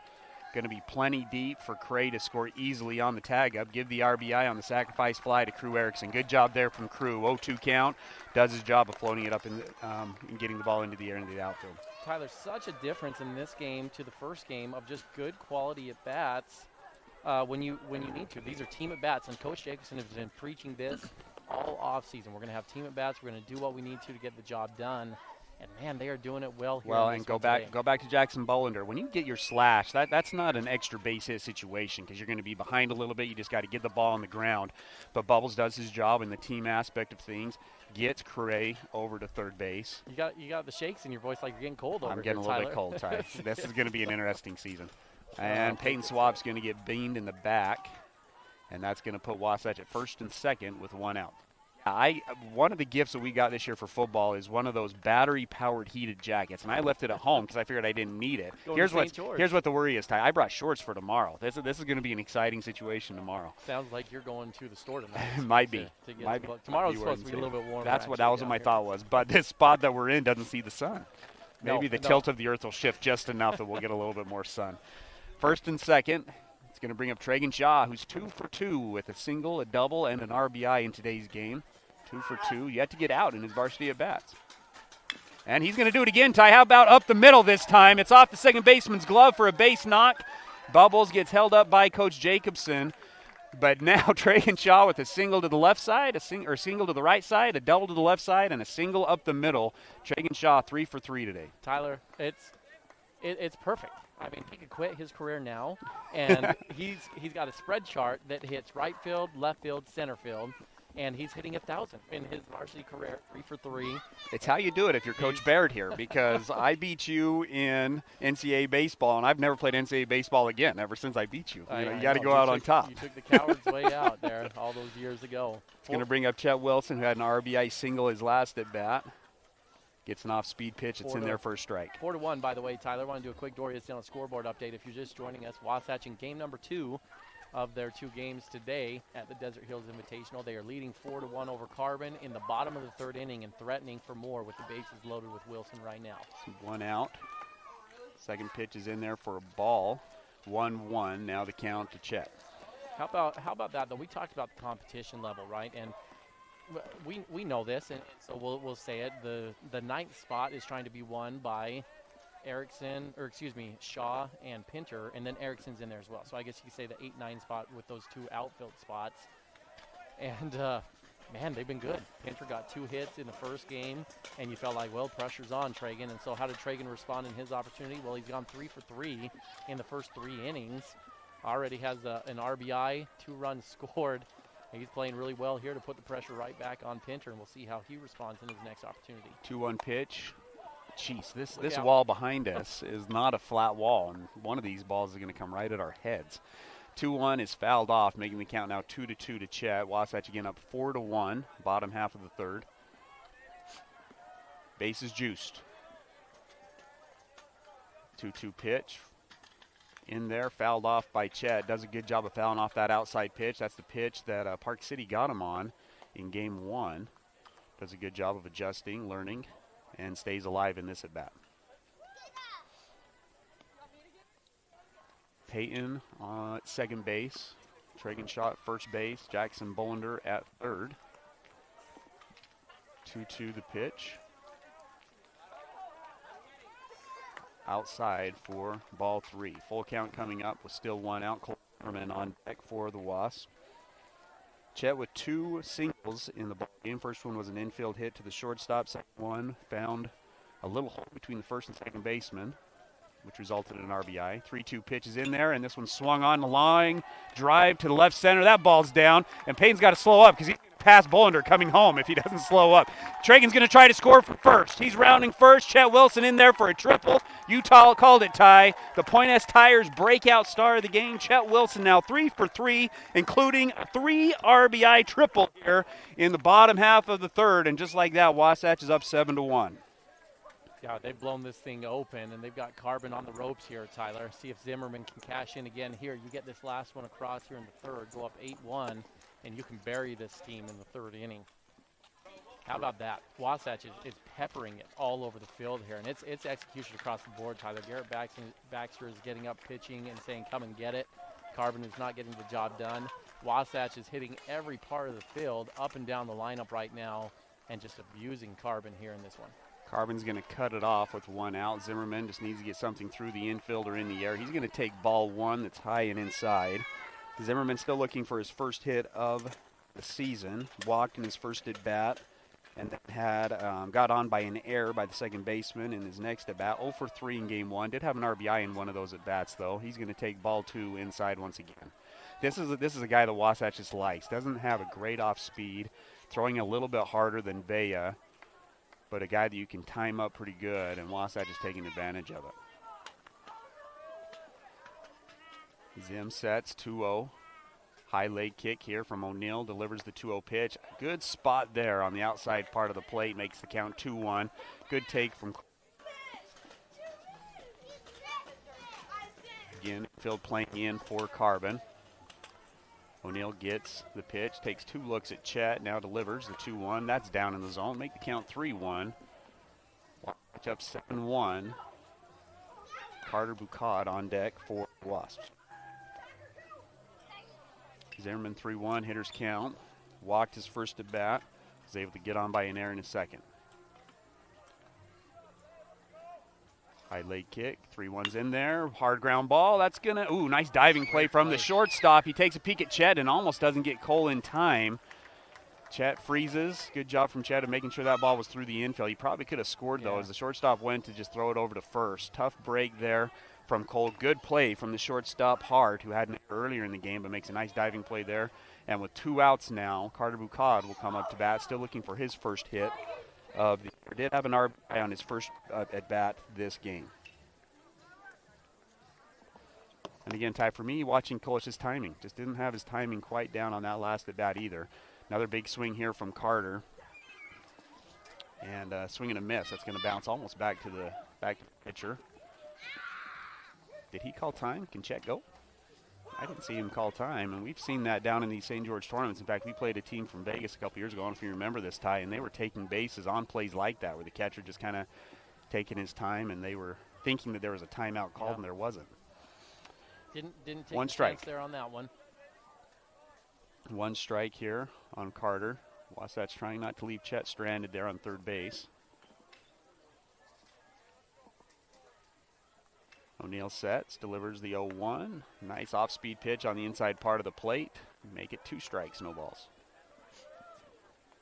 Want to shout out Lance Christensen. Like he's gotten the best from all the pitchers. Doesn't seem like he's getting some really good pitches thrown his way. Shout out to Lance Christensen. Send us a picture of him watching the game and listening to us back home. Yeah, we probably a lot warmer where he's sitting. 1-2. Listen to me. I mean, there's going to be games that are going to be so much colder than what we're experiencing. 65 degrees of sun down here, and you're acting like you're here in the negative weather. 1-2 the count after the ball that's high and outside. O'Neill resets, takes a couple of looks at Chet. Chet comes down hard down third baseline. The 1-2 behind Carter makes the count 2. From the catcher, Vasquez, though, of keeping his mitt on that. That should have been going to the backstop, but he does a good job of diving literally out of his stance to catch that ball. And we'll reset 2-2 with 2 outs. Runner on third is Chet Wilson. O'Neill delivers the 2-2. Outside part of the plate, swing and a miss. And that's going to do it for the third inning as Wasatch scores 4 runs on 3 hits, 1 error, does leave 1 stranded. Coming up for the Carbon Dinos, Villa, Henry, and Vasquez, 6, 7, and 8. We'll see if Wasatch trots Baxter back on the mound. We'll be back with the start of the 4th after this. It's like Gage. I'm going to have to shut this off for a minute, Ty. 7%. It is, but it's still sucking juice away.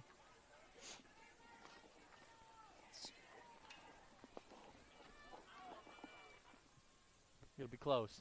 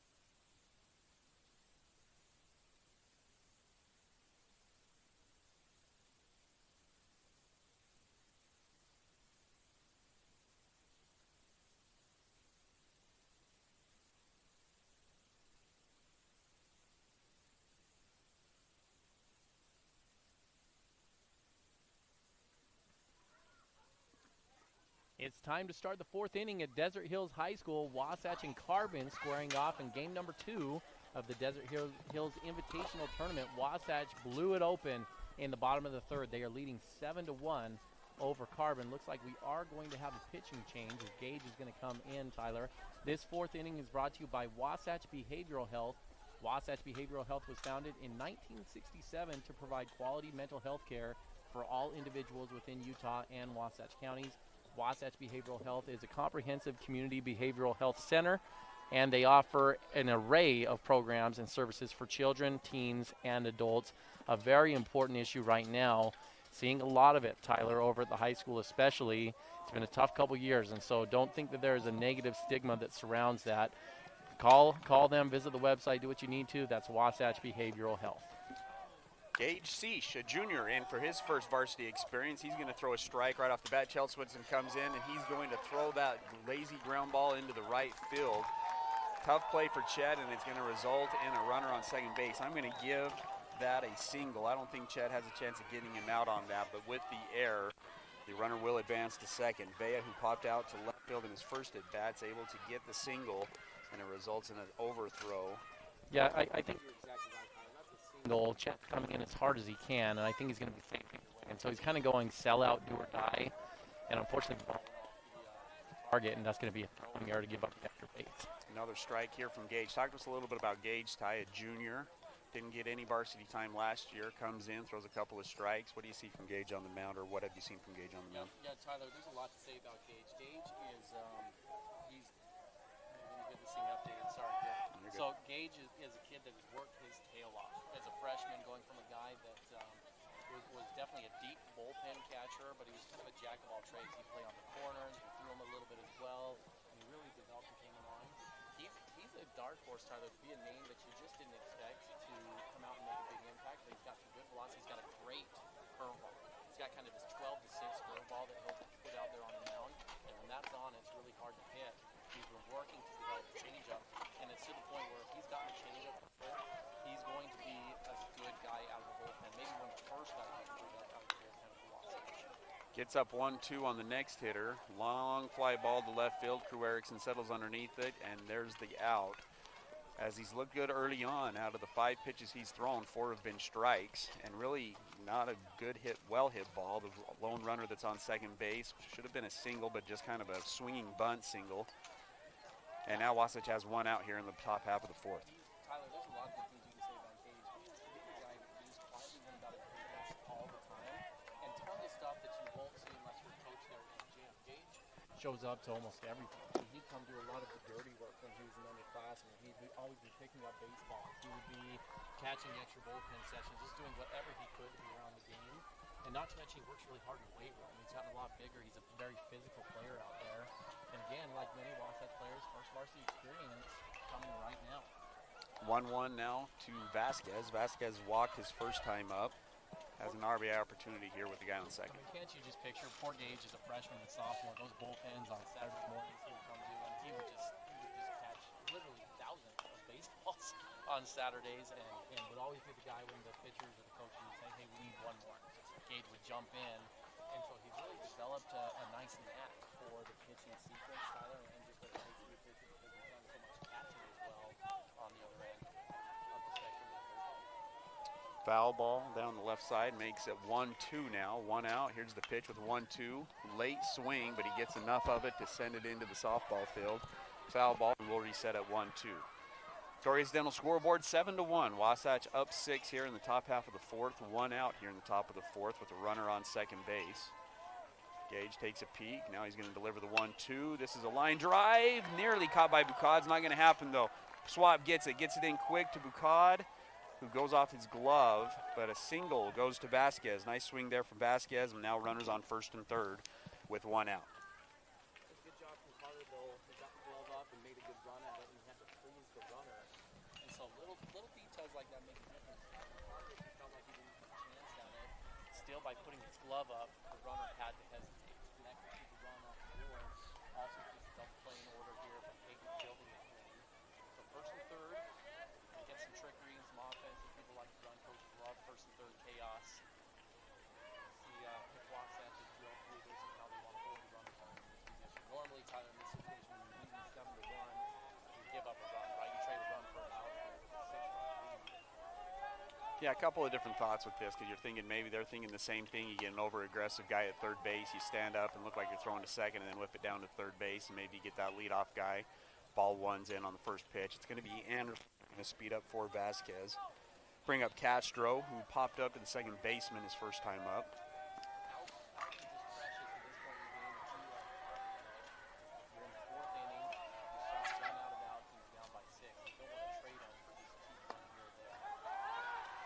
Cray's going to try to pick off at first base. Not in time. It's another ball from Gage, who's into the stretch. Makes the count 2-0. Again, one out. Guys on first and third. Outfield today, Crew Erickson, a junior, Peyton Swap, a senior, and Tragun Shaw, a junior. Only two seniors on the field right now for the Wasps. Second baseman Jack Bluth and center fielder Peyton Swap. Runner is going to go on that pitch. It's going to be a called strike. Cray stands up, throws it down to second, not in time. And now Carbon has runners on second and third with one out. Good offensive call though, Tyler. What Wasatch did is they dropped Bluth in front on a bluff. So Jack Bluth came over like he was going to cut it off. That throws the runner over the base. Bluth let it go through. And we thought that they would hang on right here. We got him to second base. 2-1 pitch, off speed, off the outside part of the plate, makes the count 3-1. Castro had that big spot earlier in the game.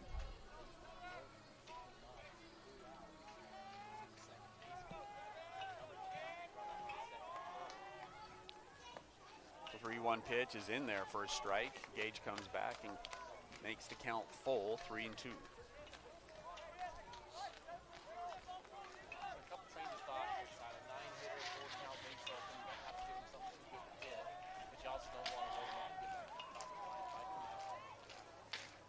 Fastball on the inside part of the plate is going to go foul ball. Is actually knocked out by the runner, who's going to pick it up, hand it to Chet, and we'll reset 3-2. Still runners on second and third. Outfield playing straight up, and corners in for the Wasps.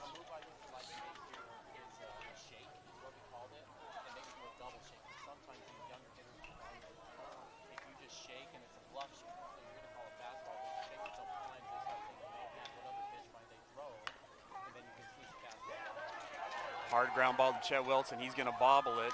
Isn't able to get the runner at first. Everybody's safe. Second guy at second advances to third. Runner scores. Castro safe at first base. That ball Chet was playing in and just got in on him quickly. And that's going to be another error for Chet. And that's going to score a run for the Carbon Dinos. RBI for Castro makes the score 7-2. And that brings us to the top of the lineup, where Hart's going to come up. Flew out to right field his last time up, but doubled, ground rule doubled off the left center field his first at bat. First pitch of the bat's going to go right back to Chet, who's going to have it in foul territory for strike one. Chet a little bit fired up, Ty. He just threw that to Cray and missed him. I think he's a little fired up. I think he's frustrated with himself, Tyler. He's had a tough day. Visibly frustrated, but you know what? He's kind of made up for it at the plate. He just knocked in 3 runs last game with the bases loose.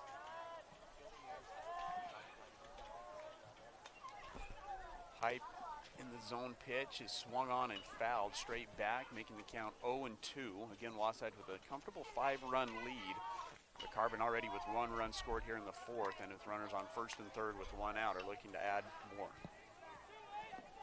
So Ty, early on here, we're about 11 innings into the season here, so early thoughts here. Wasatch, they've played a lot of different guys that we haven't seen last year. What are some of your early thoughts on this team? Well, I like what I've seen out of Tragun so far in this game. He's been on the barrel. It's good to see Chet bounce back from a tough game of the plate in game 1, and he's looked really good here in game 2. Other than that, I still think there's more. I mean, Wasatch has done well. 5 runs in game 1 and 7 runs here in game 2 aren't bad outings offensively, but I still think there's more to offer. Runner's going to go. It's a hit and run, but another foul ball down the left side for Hart, and we'll reset at 1-2. Yeah, the challenge that you're facing here early for Wasatch is you've got 4 outfielders that are all playing well.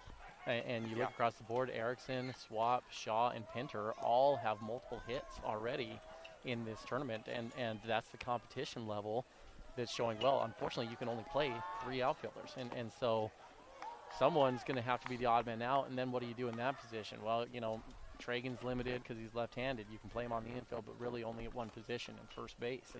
And then where do you go with Cole Zimmerman at that point? You know, Cole's left-handed as well, so does that put him on the bench? And these are tough decisions that the coaches have to make with this team. 2-2, great jump here from the runner on first base, and he's going to slide in easily on the steal. Well, and that's going to bring up a full count here. I'm surprised Carbon didn't take that one on their way home. That one was obvious that Wasatch was going down to second on that defensive stop, and the third base runner just froze. He didn't take it. And I suppose the thought process is 1 out, you don't want to gamble too much, but make it 2 outs now. Well, Ryan Chadwick would be happy with that one. A little hanging slider up in the zone gets the leadoff guy swinging for the second out of the inning. He says that's the best pitch of anybody. And for our listeners that don't know, that's another Wasatch High School great that we happen to play with. Ryan Chadwick was a good pitcher for Wasatch, ended up going to UVU, and he was their all-time wins leader at UVU when he graduated. That mark has since been passed, but he was a good player down there for UVU. And when he played there, he played against the University of Utah when C.J. Crone played there, and he, of course, played for the Angels. And that's where that comes from, Tyler, is he struck him out, I think, 2 out of 3 times that he faced him. And he said it was on a hanging slider both times. He said that's it. He's just so good. He expects the slider to slide, and it didn't, so I was able to get him out. That's exactly what happened on that swing there from Hart. 1-1 count now to Rich. Rich had a double his last time up down the third baseline. Next pitch is down in the dirt, and Cray's done a good job far behind the plate and not giving up a pass ball. Has smothered everything, and we now have a 2-1 count, 2 outs. C.J. Crone, that's a man who's been in the news for all the wrong reasons lately. I don't know if you saw part of a illegal substance scandal in the MLB. No way. Illegal substance. Yeah, I know. Former first-round draft pick out of the University of Utah. He can kiss his Hall of Fame chances goodbye. Yeah, that's, well, you just got to cheat the right way, apparently, to get into the Hall of Fame in the MLB. 3-1 pitch is in there. No, off the edge of the plate, and that's going to be ball 4. So Gage loads the bases, and we've got bases loaded. Top half of the fourth, 2 outs, 7-2. Wasatch up by 5, and that's going to bring up Facade, the number 3 hitter. 35 RBIs last year. He likes being in this situation. So far today, he has a ground out to the shortstop and then flew out to the left fielder, which was a good spot A play of the game. Crew with a diving catch and then doubled up the runner at second. Gage misses high on the first pitch, making it ball 1. I'm glad I brought an extra hoodie tie. That's going on in between innings. 1-0 pitch is in there. No, off the plate inside this time, making the count 2-0. So you used to be the head coach here for this team the last few years. Going to have a timeout here, Tyler. Mirror Lake Station timeout as Coach Watkins, the pitching coach, is going to come out and talk to the infield. But we used to joke, you know, you would always encourage them to bring their coats to stay warm, and then you'd put about 3 or 4 of them on between innings so you could keep them warm for them, was what you would say. Coats warm for them. Yeah, you got to go do that right now down there. I might come down there and see what I can do. Wasatch tomorrow, their doubleheader that they will have, they'll take on Orem in Game 3. That's a former Wasatch High School head coach, Carl Hermanson, back in the early 2000s, is manning the Orem Tigers now. He's got a pretty good team, Tyler. They've got a couple pitchers down there that are electric. I'm assuming Wasatch is going to see one of them because in their prior game, they faced Salem Hills right before this one, and that was a 12-6 just hit fest down here on the field, and so it didn't look like it was in Salem. They really knocked Orem around a little bit, and so if that was Orem's main guy, they've got a lefty that's about 90 is the guy that we're kind of looking for there. But also I wouldn't be surprised if Orem is saving that for Desert Hills. Desert Hills gets the best everyone has to offer. It seems like they're that team that's established down here, so maybe that's who Orem is saving that for as well. Well, after the timeout, another ball, so 3-0 the count here with 2 outs. Baxter threw 3 innings, gave up 1 run. Now Gage has come in here in the 4th, has given up 1 run and make it 2, as that's going to be ball 4, and that's going to walk in a run.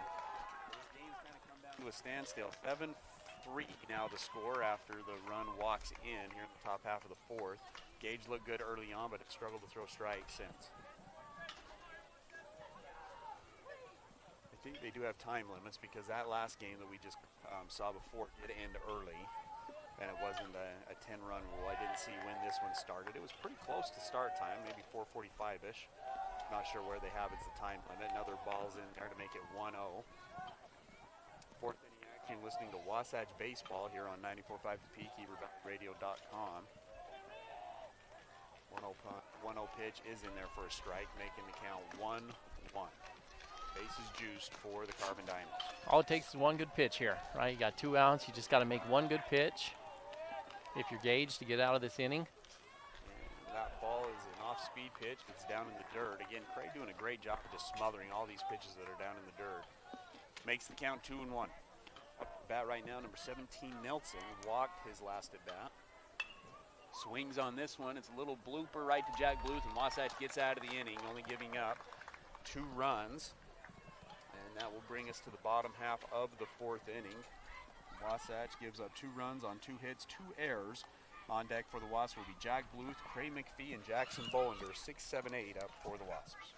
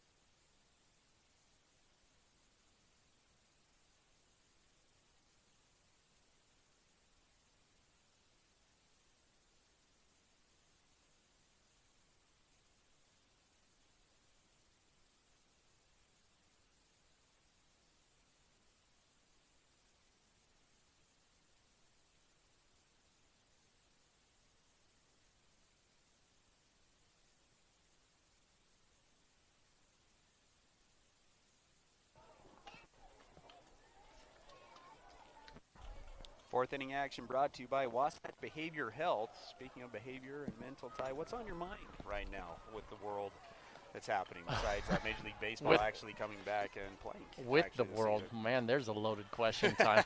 You got a lot going on in the world.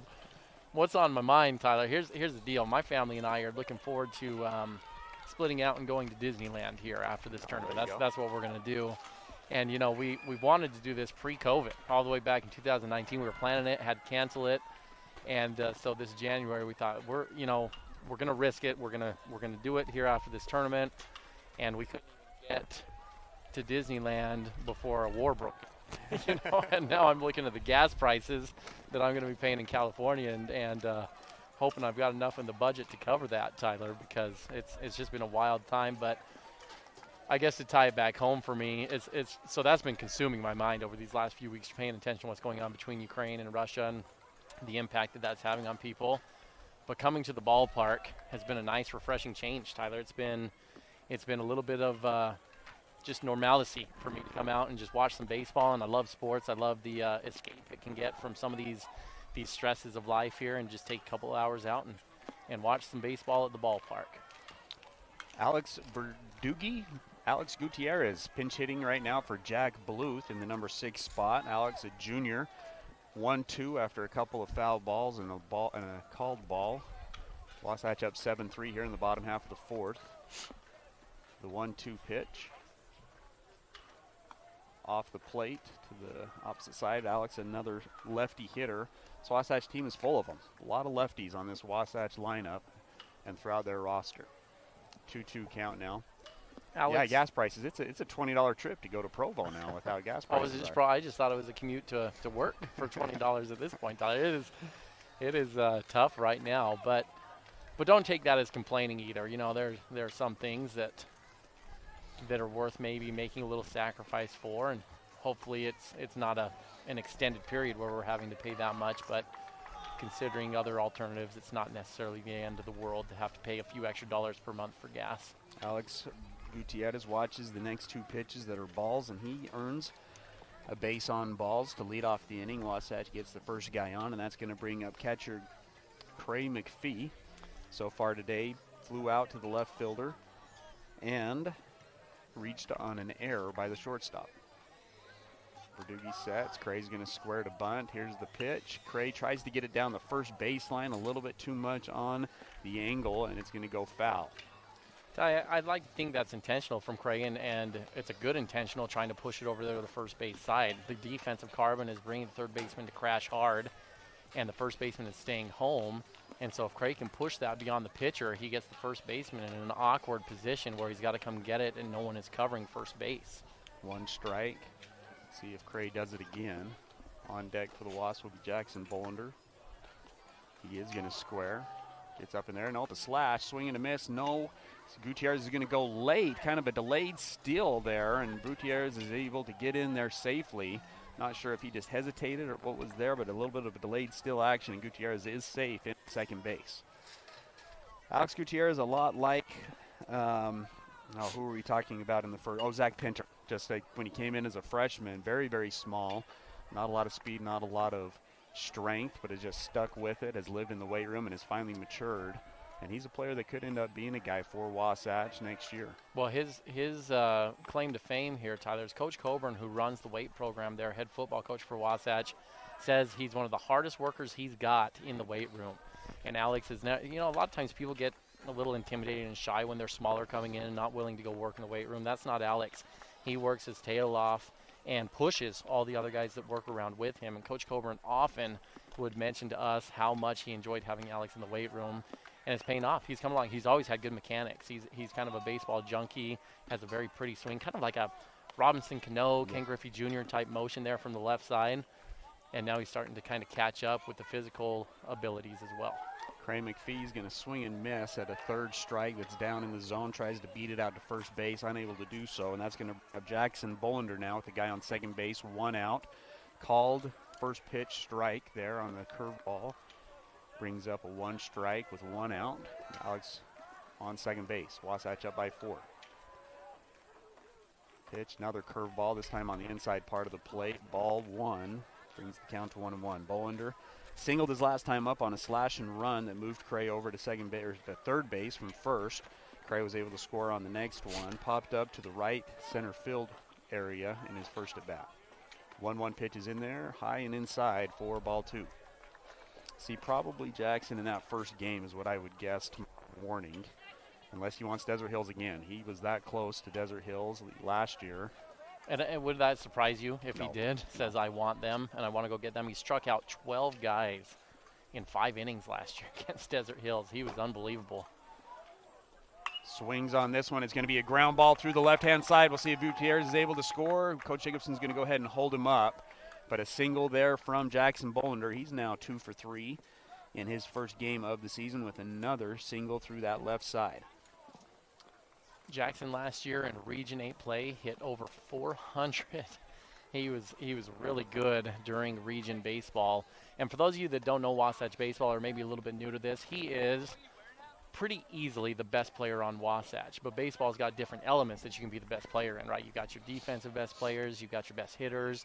He is their best pitcher and is their best player by far as next level talent. Okay, he's just awesome. He sits high 80s when he's pitching there, Tyler. He's got 3 different pitches, and he is consistent with being able to throw those at any given time period. And he's awesome. Last year at this tournament, when he really shut down Desert Hills, BYU was down here scouting a few kids for Desert Hills, and he certainly caught their attention. They were interested in asking about him and talking about that kid because they saw how impressive he is on the mound. We're really looking forward to calling his game that he's going to pitch tomorrow for Wasatch. Wasatch will have their 2 hardest throwers available, Bolender, who sits high 80s, and then Jackson Kelson, who's been on the gun at 91, will be pitching tomorrow as well for Wasatch. And we'll see this kid as well that's in the box right now. Crew Erickson comes up to the plate with runners on first and third. He's got a live arm as well. Yeah, don't be surprised if you see him close this one down too, Tyler. If it gets close, Crew may step in tonight to shut this game down. Takes a ball 1. Wasatch trying to build onto that 4-run lead that they already have. Sets in there with a 1-0 pitch. Tad Sulcer into the game to pinch run for Jackson Bolender. The senior sped up for Kelton Stocking in game 1 today. He's going to go. No fake throw. Or a fake steal. Sorry, fake steal. Ball goes down to third base. I believe that ball was off the outside part of the plate. So 2-0 count now for Crew. Crew comes into the day, or into this at bat 1 of 4. Had a sacrifice fly in his last at bat for an RBI to the center fielder. Scored a run in the first inning, or first game. And he'll have a 2-0 count, I believe, right now. Oh, 1-1. They did call a strike on that last one. 1-1. Tad hesitates again. And another called strike. 1-2. Not sure if Tad's just missing that or if he is actually faking it over there, but it's a 1-2 count, and now Crew's got a battle with 2 strikes. Did so in his last at bat and was able to get the RBI sac fly to center field. Tad, decent lead over at first base. O'Neill sets, now delivers. It's an off-speed pitch. Crew gets underneath it. This one's a little bit more shallow. We'll see if Gutierrez decides to challenge it. He's going to do it. He's going to go home. Ball is going to be off the mark, and Gutierrez will score. So count another sac fly RBI for Crew Erickson. Interested to see if Carbon decides to maybe appeal that. I thought Alex so too, could have left a little bit early. It was a little bit early on the leave, I thought. But the sacrifice RBI, that's 2 RBIs now for Crew Erickson in the game, both on sacrifice flies. That's going to bring up the leadoff guy, Peyton Swap. Peyton on today popped up to the first baseman, struck out, got hit by a pitch in his last at bat. So a little bit of an off day so far for Peyton. Was 2 for 3 in the first game with an RBI. First pitch is in the dirt. Tad thinks about it, and now he'll trot back to first base. This is not a bad time for Sulzer to take a gamble, though, Tyler. You got a 5-run lead. You got a big-time hitter up, your leadoff hitter. If you get caught stealing, then you reset at the top of the lineup the next inning. Not a bad time to gamble here with the steal. 1-0 pitch is swung on and fouled off out of play down the right field side. Especially if you get 1 or 2 strikes, or especially if you get 2 strikes on Peyton, you want to be a little bit aggressive at that spot and maybe get him to reset. Peyton analyzing his bat a little bit. Felt a little funny on that swing. Brings up a 1-1. Tad, small lead over at first base. Now takes another step. O'Neill delivers the 1-1. Off the mark, no good. Tad thinks about it. Now he gets way off the bag, and I think he's going to be picked off at first base. 3 guys picked off for the Wasps in their first 2 games.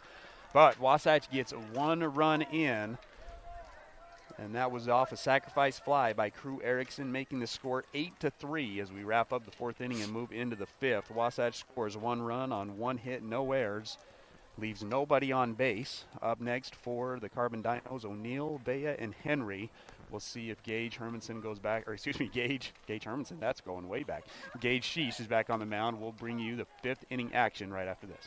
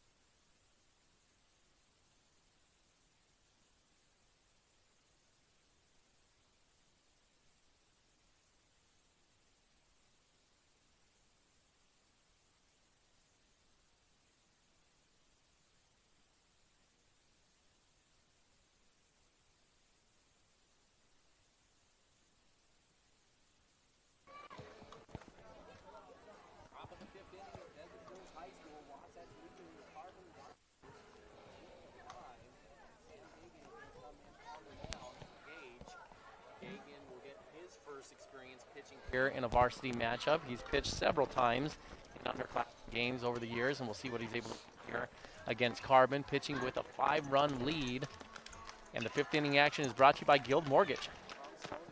And his team will help you find your situation. It will be painless and easy. Stop on by Guild Mortgage today.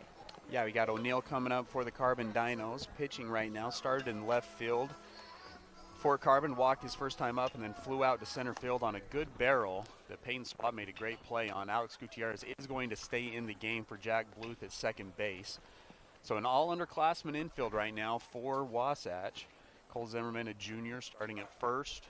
Alex Gutierrez comes in at second base. Carter Bucott at short.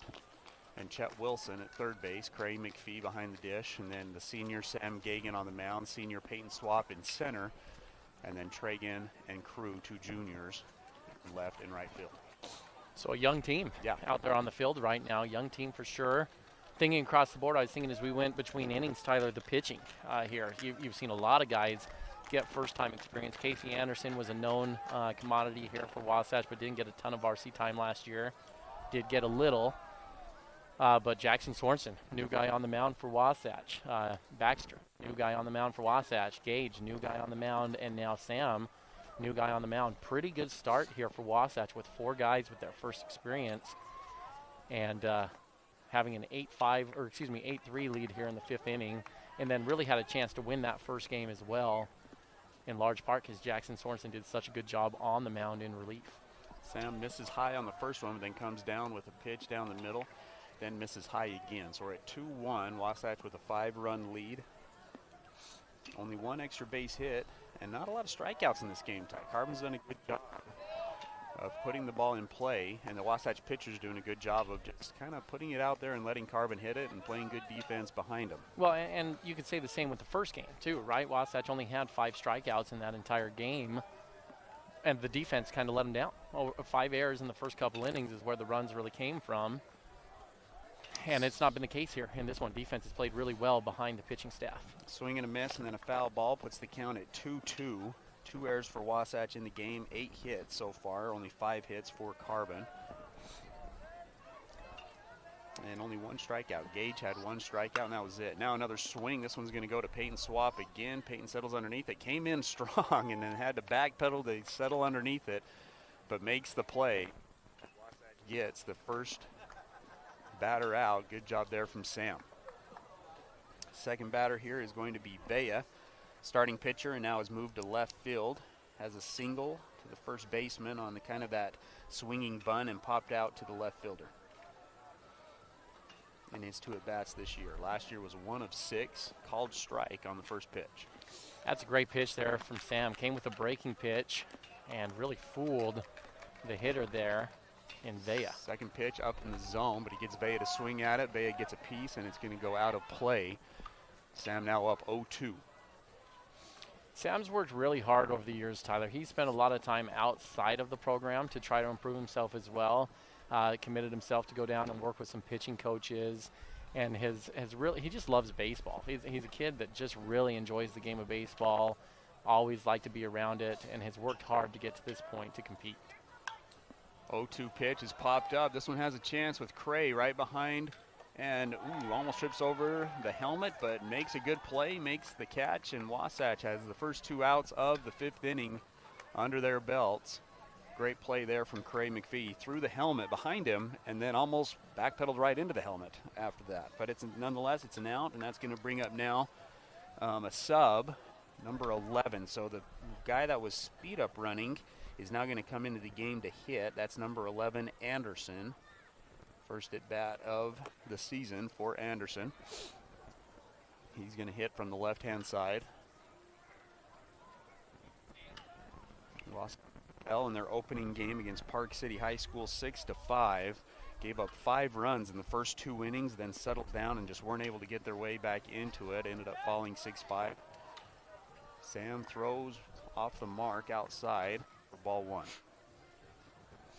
Tomorrow's schedule will be early, 8:30 ball game, so bright and early on a Saturday morning. Tune in as it's Wasatch against Orem, and then they'll wrap up their first tournament at 1:30 against the host team, Desert Hills. This is a good barrel right at the second baseman. Alex Gutierrez bobbles it, stays with it, and he's not going to be in time as Alex gets the chance at second base and just didn't get the feet moving. Let that ball get too far into him, rolls off his chest, Good speed from Anderson, and he beats it out at first base. Yeah, great speed from Anderson, actually getting down the line in a hurry. Even if Gutierrez comes up clean with that, I don't think he's got a chance to get him out. So expect maybe some wheels on the bases. Sam goes from the stretch all the time, whether there's a runner on or not. So he likes that slide step and quick delivery home, which is a catcher's best friend when you get home early. So this is a good dynamic for Sam to have here. Should be able to hold the runner a little bit easier than maybe a few other pitchers. Ball one's in the dirt. Cray does a good job again of smothering it. Haven't had many bases that have been advanced because of catcher error. This one's high in the zone. Goes after it. Fly ball. Crew Erickson drifts back and makes the catch. And Wasatch gets out of the inning. No runs on no hits. One error. One left on base. Oh, excuse me. Wasatch is going to have Peyton Swap, Tragun Shaw, and Chet Wilson, the top of the lineup up for the Wasps as we go into the bottom half of the fifth.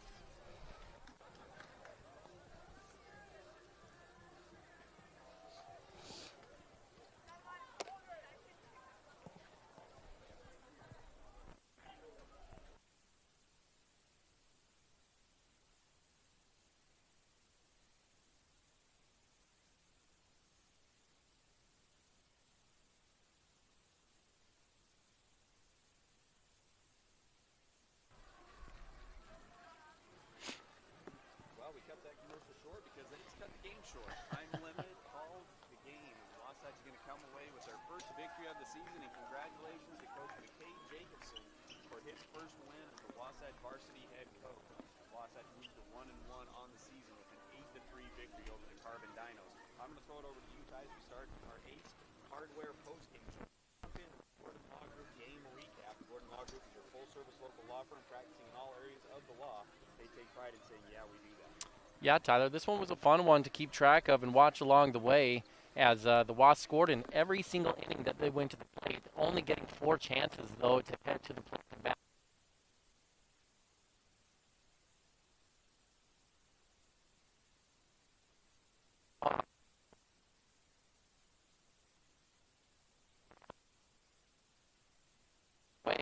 And